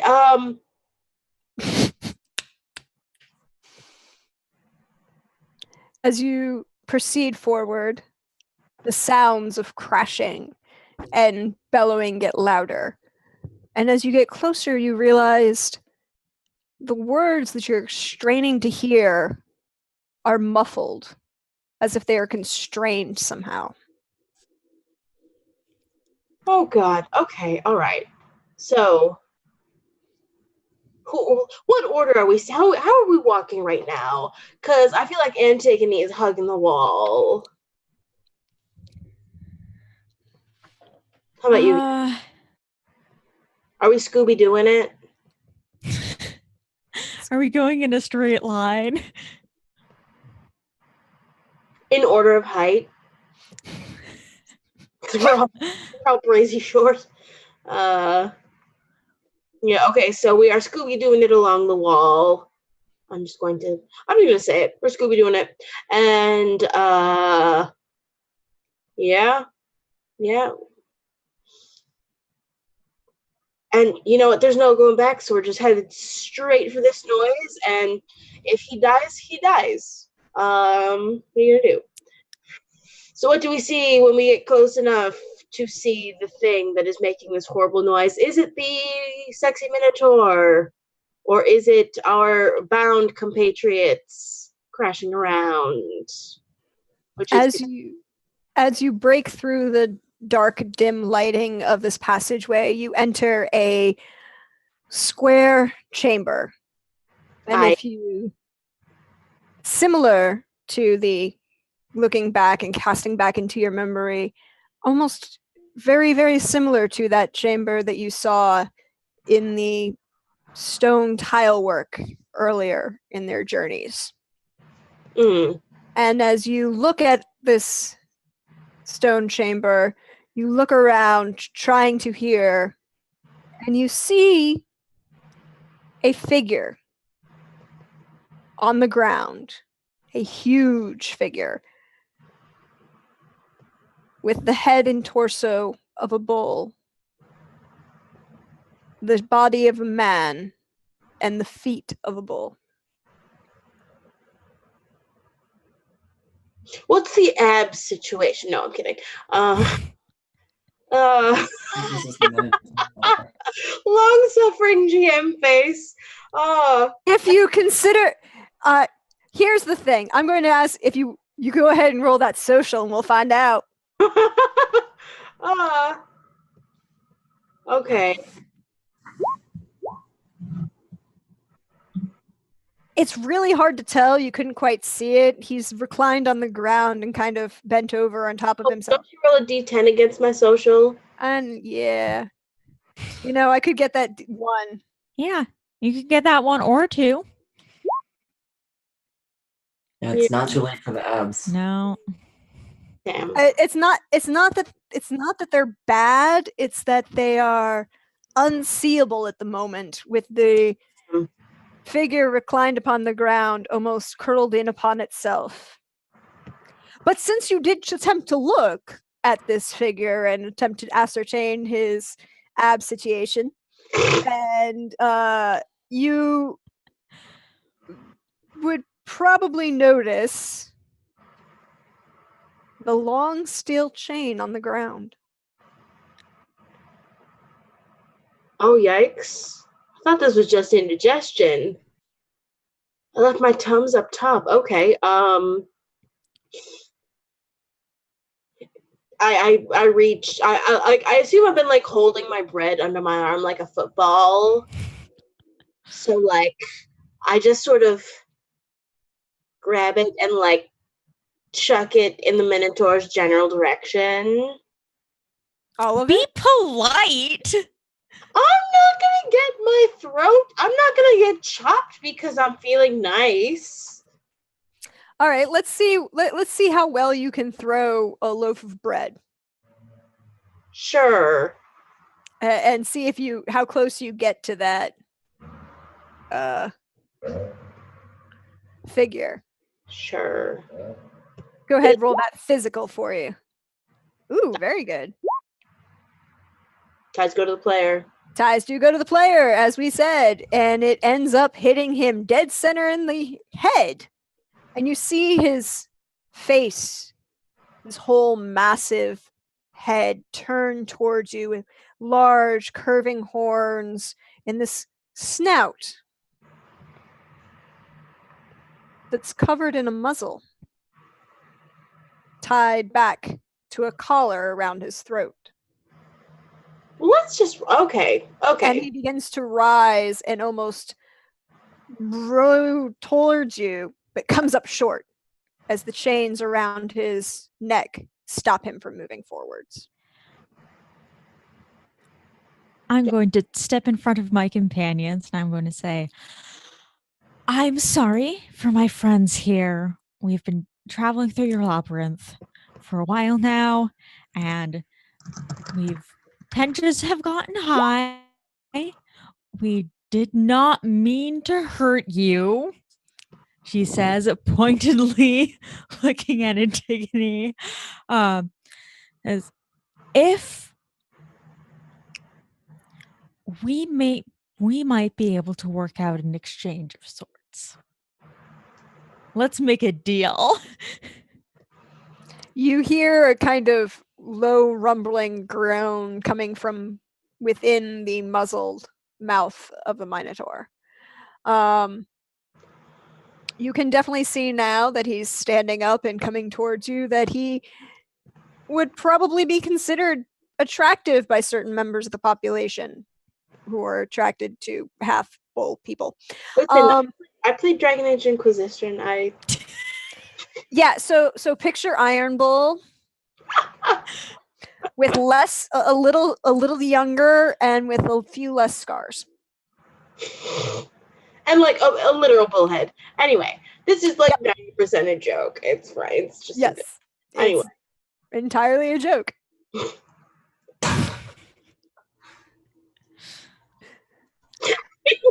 Yeah, so he stands up. Cool. Yes. But he can't make any vocal agreements with you yet. He's entirely impossible for him to make sounds. So I grab shouting. So I grab my sister and say, "Hey, you want to die, right?" I didn't say that I wanted to die. I'm just resigned to the fact that we're going to. Cool. You're resigned to the fact that you're going to die. Hey, Mr. Bullman, my beautiful, nimble-fingered sister here, who is about 80% meat, 80% lean, 20% fat, if that is of any interest to you. Thank you for laughing at that, wants nothing more than to undo that muzzle. We just want to talk to you. If you are in fact capable of human speech, if you're not capable of human speech, blink twice. He snorts at you and turns back to Penelope. Oh, God damn it. See, I'm being polite here. I was polite. When am I not polite? You threw a piece of bread at him. I thought he might be hungry. You don't throw bread at well, just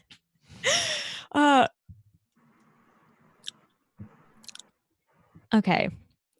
I'm going to say I'm going to undo your muzzle if you promise to not try to hurt me. If you agree, then you should get down to a point where I can actually reach your muzzle because you are taller than I am. He kind of snorts at you and gets down very gingerly and carefully to kneel in front of you. At this point, his head is probably on the same level as yours. Okay. I can work with that. I would like to undo his muzzle. Okay, how are you going to undo his muzzle? What's the muzzle like? Tell us about the muzzle. As you look upon this muzzle, it's all metal, but there seems to be gaps in the side for him to breathe. But it doesn't look like it can be removed for him to eat. And it goes around and locks in a brace that attaches to the chain around his neck and the very thick metal collar that keeps his head up. You can see marks where this chain and metal muzzle and collar have worn against the skin and worn the hair and fur away from his skin. He seems to not be able to register anymore the cuts and small nicks that he's making every time he moves his head against the rough metal of the collar.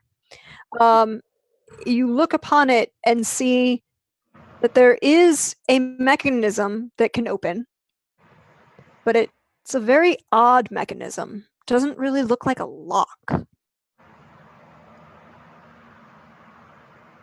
What does it look like then? It looks like a piece of interwoven. Have you ever seen a puzzle jointed, a miter jointed wood table? Mm-hmm. Yeah, it's seamless. Where it's absolutely seamlessly joined.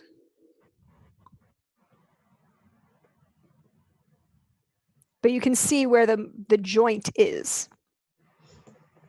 Okay, so if we throw our bread at it really hard. No.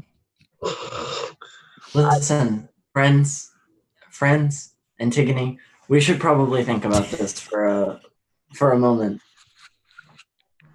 I mean,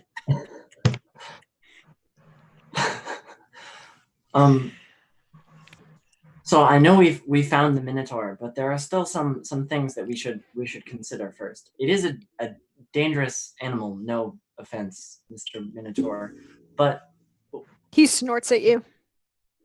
If it's here, what was the screaming that we heard earlier? What's been killing all of our friends? We're still in danger here. You understand? I mean, were they our friends, really? No. All right. Okay. So something else. Go ahead, Elle. If we free him, then we will have one more person on our side, and this person might be able to help us out here. Or we'll die. For once, I agree with my sister. That's because I'm always right. Anyway, How are we going to get this thing open? We got a bottle of wine. We have several wine skins. We have some water skins. We have 3 loaves of bread, mostly intact.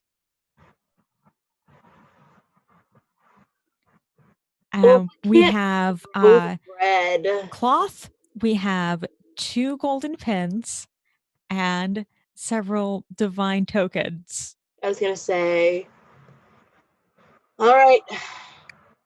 Damn, I was going to say pray the gay away, but there's really nothing gay about this scenario. No. I feel extremely heterosexual. Yeah, fellas, is it gay to free a sexy bull man from his weird collar mask thing? Anyway, remembering that the ancient Greeks didn't have the same perceptions of homosexual and heterosexual that we did. You know that joke about like the Greek and the Roman arguing about the things that the Greeks invented and the Romans invented? Mm-hmm. Yeah. Have you guys heard that joke? No, but I would like to open this puzzle box. Yes. I'll tell you when you're older. Okay. All right. I'm like, okay, guys. So cryptic bullshit's probably not going to cut it. I think we're going to need the favor of a god. What if we just hit it? No. No more hitting things. Listen, when all you have is a piece of bread, every problem looks like a ceiling. No. Pray. So if you'll open your hymnals to hey, if you'll unscroll your hymnals. Okay, who's praying?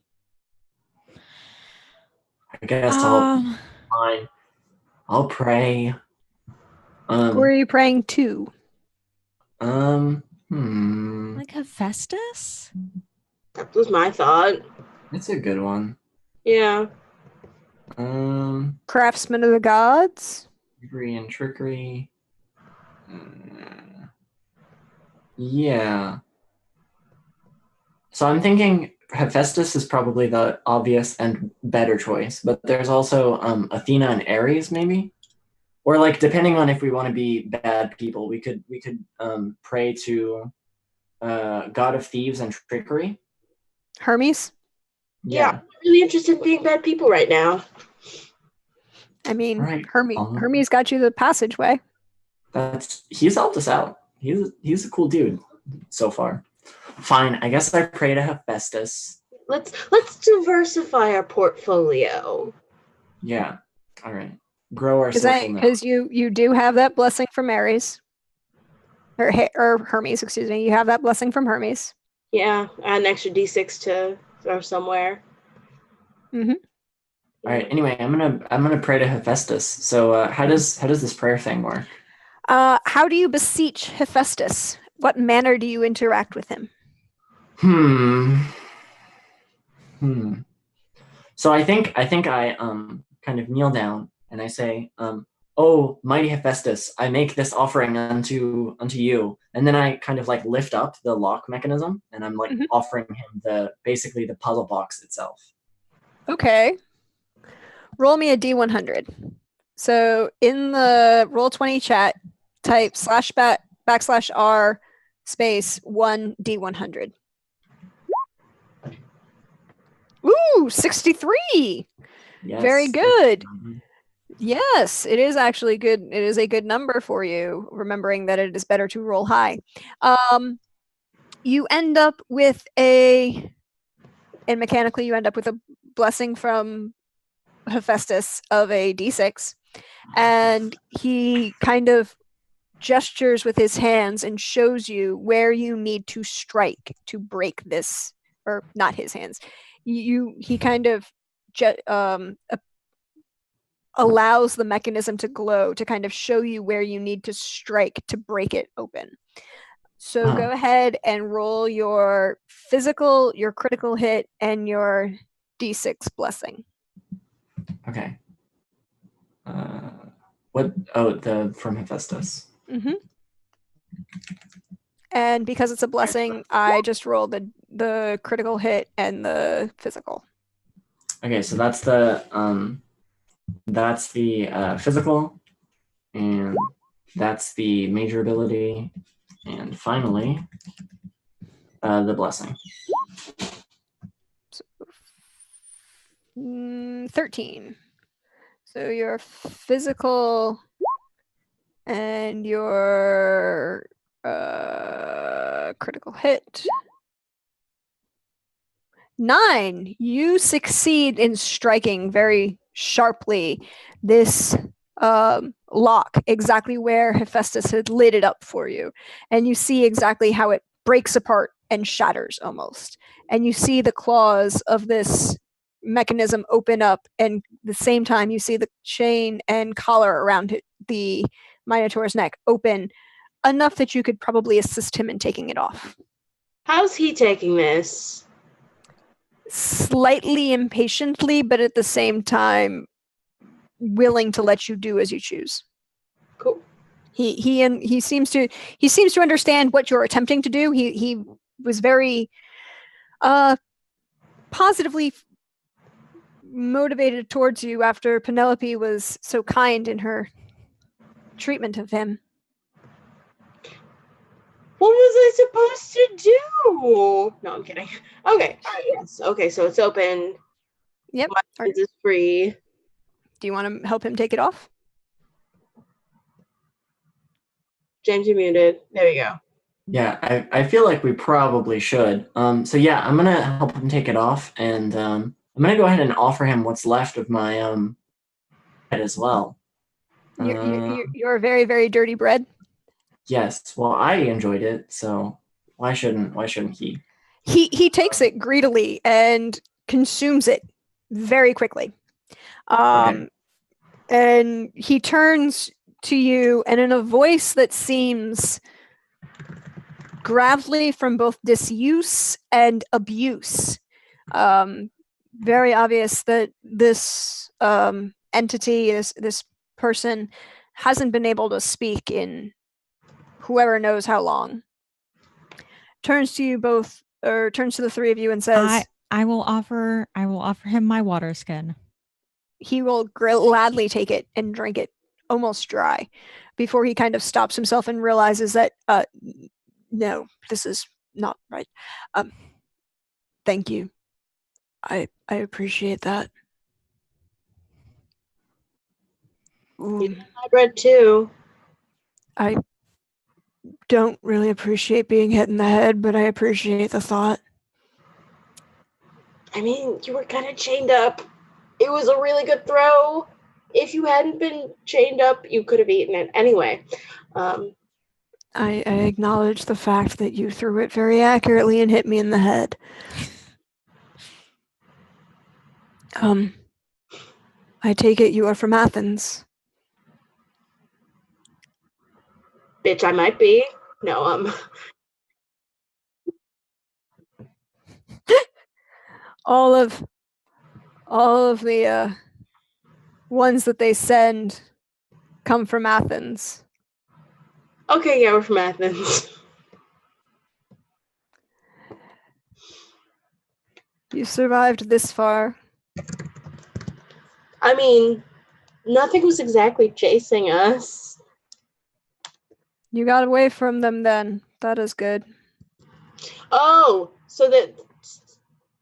Okay, all right. So please tell me more about these men, because if you are not the source of the screams that we heard, is this like... I want to say Deadliest Catch, but that's not it. Are they just turning us loose down here so they can hunt us down for sport? Is that what's going on? They're young priests who don a mask and pretend to be like I am and kill those who come from Athens. They claim it's more. Sorry, no, carry on. They like to claim I eat you. It's very odd. I'm a bull. We're herbivores.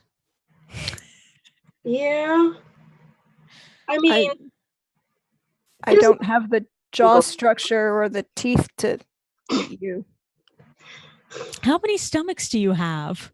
That's really do not ask that question. Yeah, that's really intimate. That's like a third date question. What's a date? He asks you very awkwardly. Do you desire freedom? That would be dope. Do you? Oh, yeah, okay, yeah, other people, yeah. Freedom, for me, is more complicated. I can get you out. I appreciate the removal of the chains. I have a task to complete, but I can escort you out. I know the way. What do you need would to appreciate do? that. This task, what is it? I was born as a warning, and they denied me my rights and that warning. The gods will hear me now and strike this place from the map. Yo, I'm down for some vengeance. Who else is down for some vengeance? Chelsea? Come on. Listen, you got one shot, and then you're gonna get married. Then you're gonna get knocked up. Then you got 20 years of weaving and unweaving. I like weaving. Listen, you can think of it as a bachelorette party. Yes. Fine. Brings a whole new definition to tearing their house down, doesn't it? Yeah. So for general purposes, he will lead you to the exit from his underground cave that leads back out to the water's edge, where, and for those of you who know the story, Poseidon cursed the Queen of Crete to fall in love with a magnificent white bull and bear the Minotaur. So this Minotaur, along with your assistance, calls down the wrath of the gods and destroys the city of Crete, or the city of Minos, and the palace of Knossos. And that's where we'll end tonight. So thank you all for joining us on this adventure. Thank you all for playing. Thank you all in the Twitch chat for hanging out. I appreciate it. So let's go around and say where we can find you all. And I also want to use, I really want constructive criticism on this. It's to help me try and make this the best possible kind of system I can. Hopefully to eventually actually, send it out into the real world for monetary gain, because that's what makes the world goes round. So why don't we go in reverse order and start with Elle. Elle, why don't you tell us where we can find you and give me something positive and something I can improve upon? Okay, you can find me on Twitter at OccasionalL. You can find everything about Non-Binary TTRPG Month, which is still going on until the 31st of this month at Non-Binary TTRPGM or hashtag Non-Binary TTRPG Month on Twitter. You can find, let me remember all the streams that I'm on. You can find me playing or running Dungeon World Thursdays at twitch.tv/harpydor for at least the next Thursday. We might actually be playing Follow instead as like a send-off. You can find me tomorrow at 8 p.m. Eastern playing Masks at twitch.tv/roll4change. That's for like the numeral. And then on Sunday at 10 a.m. Eastern playing The Fall of Magic with Eric on twitch.tv/ProRestarter. And in the future on Mondays starting September 10th at 8 p.m. you can find me on twitch.tv/off_the-table playing Invisible Sun. I think that's all of the things that I'm doing. I so am looking forward to those games. I'm very excited. I'm so curious as to what your GM prep for this looks like. Yeah, I really want to know what's. Do you have a map? Do you have was there a way out? That's what I want to know. Yeah, you cut through a significant portion of the map because you actually petitioned the correct god to get a door. Yeah, it's all. Yeah, I know. I figured. Like I figured like the suboptimal choice there would have been Athena, but I know a crossroads god when I see one, so yeah. I also like doing GM's prep, so anyway, no, sorry. Sorry, Elle, this is your turn. Yes. I super want to know what your GM prep looks like because I want to know what it would be like to run this game, especially for somebody who doesn't have as deep classics knowledge as you do. Minor point in the Roll20, I would love to know what the dice are that I am rolling before I roll them so that I can play to my strengths. Good, go right ahead. I understand that. I can definitely share with you how I kind of prep for this. Part of it was, as I joked on Twitter, was just reading a whole lot more Oxford Classical Mythology Dictionary and Classical Mythology reference guides. Some of this I just know off the top of my head. I made up a labyrinth map to go with to make this slightly easier, and then pulled a lot from general things. But it's kind of, I mean, prepping for this, the game as a whole can, this kind of starter version of the game is very dependent on how you want to run it and how you want to choose to play with it.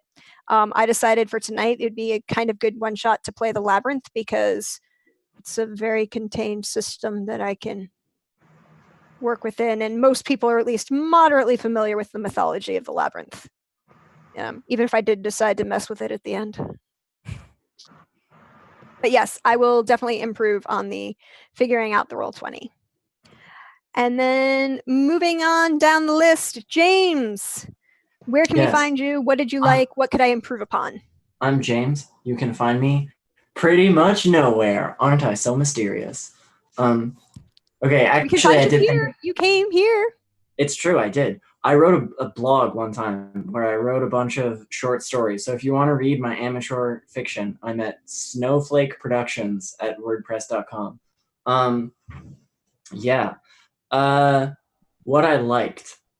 So I really like that it's very you used a word that I don't know, that I think it was supposed to be a bad thing, where you're saying like, oh, we're just taking all of these elements from Greek mythology and we're just smashing them together. I really like that. It like picks at the like fan fiction instincts in my brain, and it got to the point where like, just based on the fact that my character is named Ismene and hers is Antigone, it's like, great. So we probably have some like, shitty high school style like sibling rivalry going on, and it just got me very excited to play the game very quickly, just based on like, yeah, but what, kind of some kind of like weird questions like, yeah, but what was Ismene and Antigone's like childhood relationship like? What about the time when I stole a bunch of pears or something?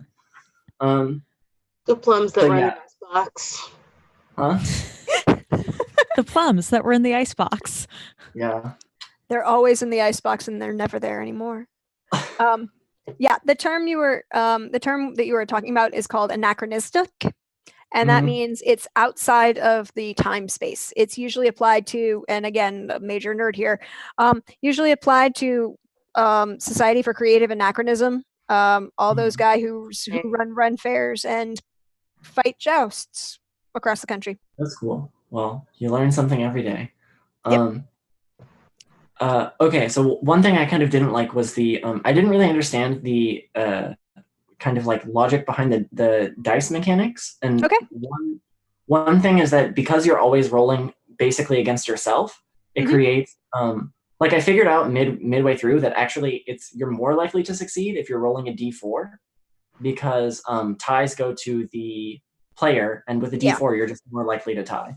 So it's kind of weird that like your worst stat ends up actually mechanically being your best one. Okay. So I noticed that and it was bugging me a little bit. Okay. So. No, I appreciate the input. It's just definitely helpful. And last but certainly not least, Sam. Always making it weird. You can find me I'm Sam. You're welcome. You can find me at Passerins on Twitter. And I'm very curious. So I relate everything back to my favorite game. I'm going to bust it out. Have you ever read Dogs in the Vineyard? No. Okay. Because the dice system is that what you were thinking the whole time, Eric? A little bit? Yeah. The dice system in Dogs is... You basically sort of slightly reinvented Dogs a little bit. It's D. Vincent Baker. It's probably the greatest game ever written. Okay. You can't actually get it anymore because D. Vinny Bake sort of took it down. But it's got this system.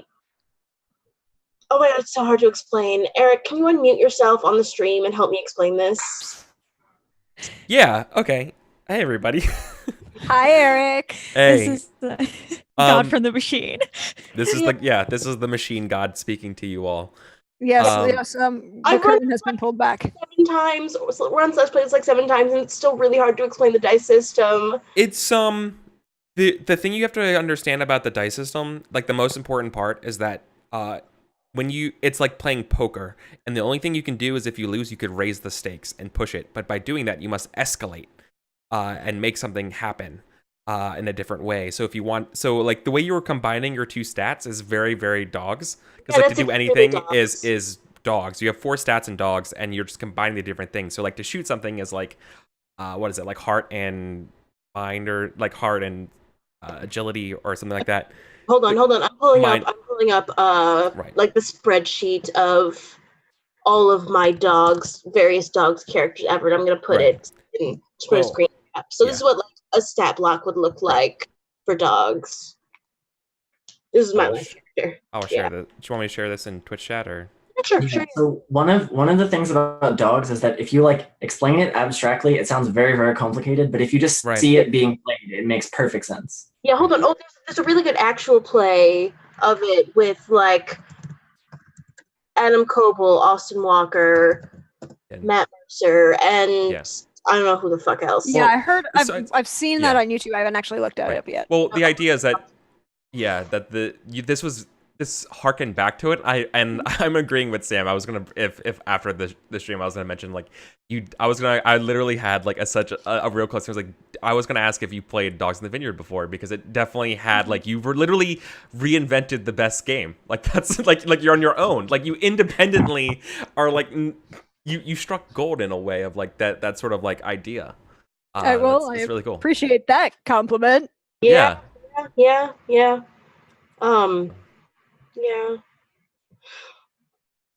So yes, I'm supposed to say things I like and didn't like.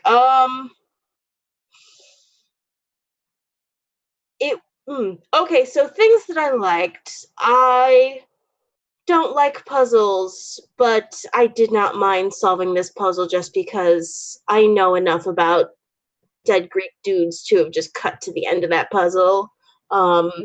Which is, yep. Yeah. So this is, as it stands, as this eventual module stands, it does benefit from some knowledge. Mm-hmm. I don't know. But I just never felt any sense of urgency. Yeah. Yeah. Because you kept cutting out, which is it's one of those things where I try not to force urgency by moving things that were already going in a different direction to accommodate for you. Okay. Does that make sense? Yeah. Okay, so anyway, further reading, so you've played D&D. Yeah. And Firefly and Vampire and Pathfinder. Okay. And the Modifius 2D20 system. Okay, so 2 games I want you to look up. This would make a fucking great Lady Blackbird hack. Oh yeah, that's the other one I've watched. I haven't played that recently yet. Okay, yeah. And also, the last game I ran, you saw me run Siren. Yes. Yeah, you briefly, I don't know, like, maybe give that a read. Just for, like, creating urgency in the chase and for, like, not, like, you clearly had some kind of maze set up already. But in Siren, the players make the path/maze. Mm-hmm. I think that might be an interesting. Also, Siren's like 60 pages long. It's a really short read. Mm-hmm. Yeah. So, like, I don't have any concrete solutions to your problems. No, it's okay. I appreciate that. Any form of criticism is always beneficial. Further reading. Yes. Also, like, I'm getting a game of dogs together if you want to play with me. Yes, I will play with you, Sam. I will always play with you, Sam. Okay. Depending on when it is. Yeah. We'll figure it out. Yeah. As for me, you can. Is there anything else? Sorry, is there anything else you want to say? I didn't want to short you anything. No. I like the ending of the game a lot. I like the twist where the Minotaur was actually the bound victim. Because structural power is bad and fucking Minos. Yes. Yeah. Also, just for people who are wondering, yes, I did actually create the entire maze and moved each of the guards in a different direction. And you just kept turning away from them every single time. It would have been cool if you had the maze in Roll20 and, like, Fog of Ward out and just revealed to us. See, that's one of those things. I will learn how to do that.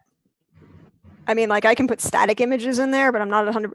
Like, Eric will tell you I bothered him frequently over the past week figuring out how Roll20 worked. Yeah, you've begun to see. You were like, "Wow, Roll20 is really cool," but how do I do these certain things? I was like, "Oh, you can't do that as a free subscriber." And you were like, snap fingers, fiddlesticks. Yeah. I'll have to invest. However, #after DragonCon. Yes. So as for me, I am Praxagora Thesmiophoria everywhere on Twitch. Yes, that name is made up of 2 of my favorite Aristophanes plays. Bonus points if you can figure it out.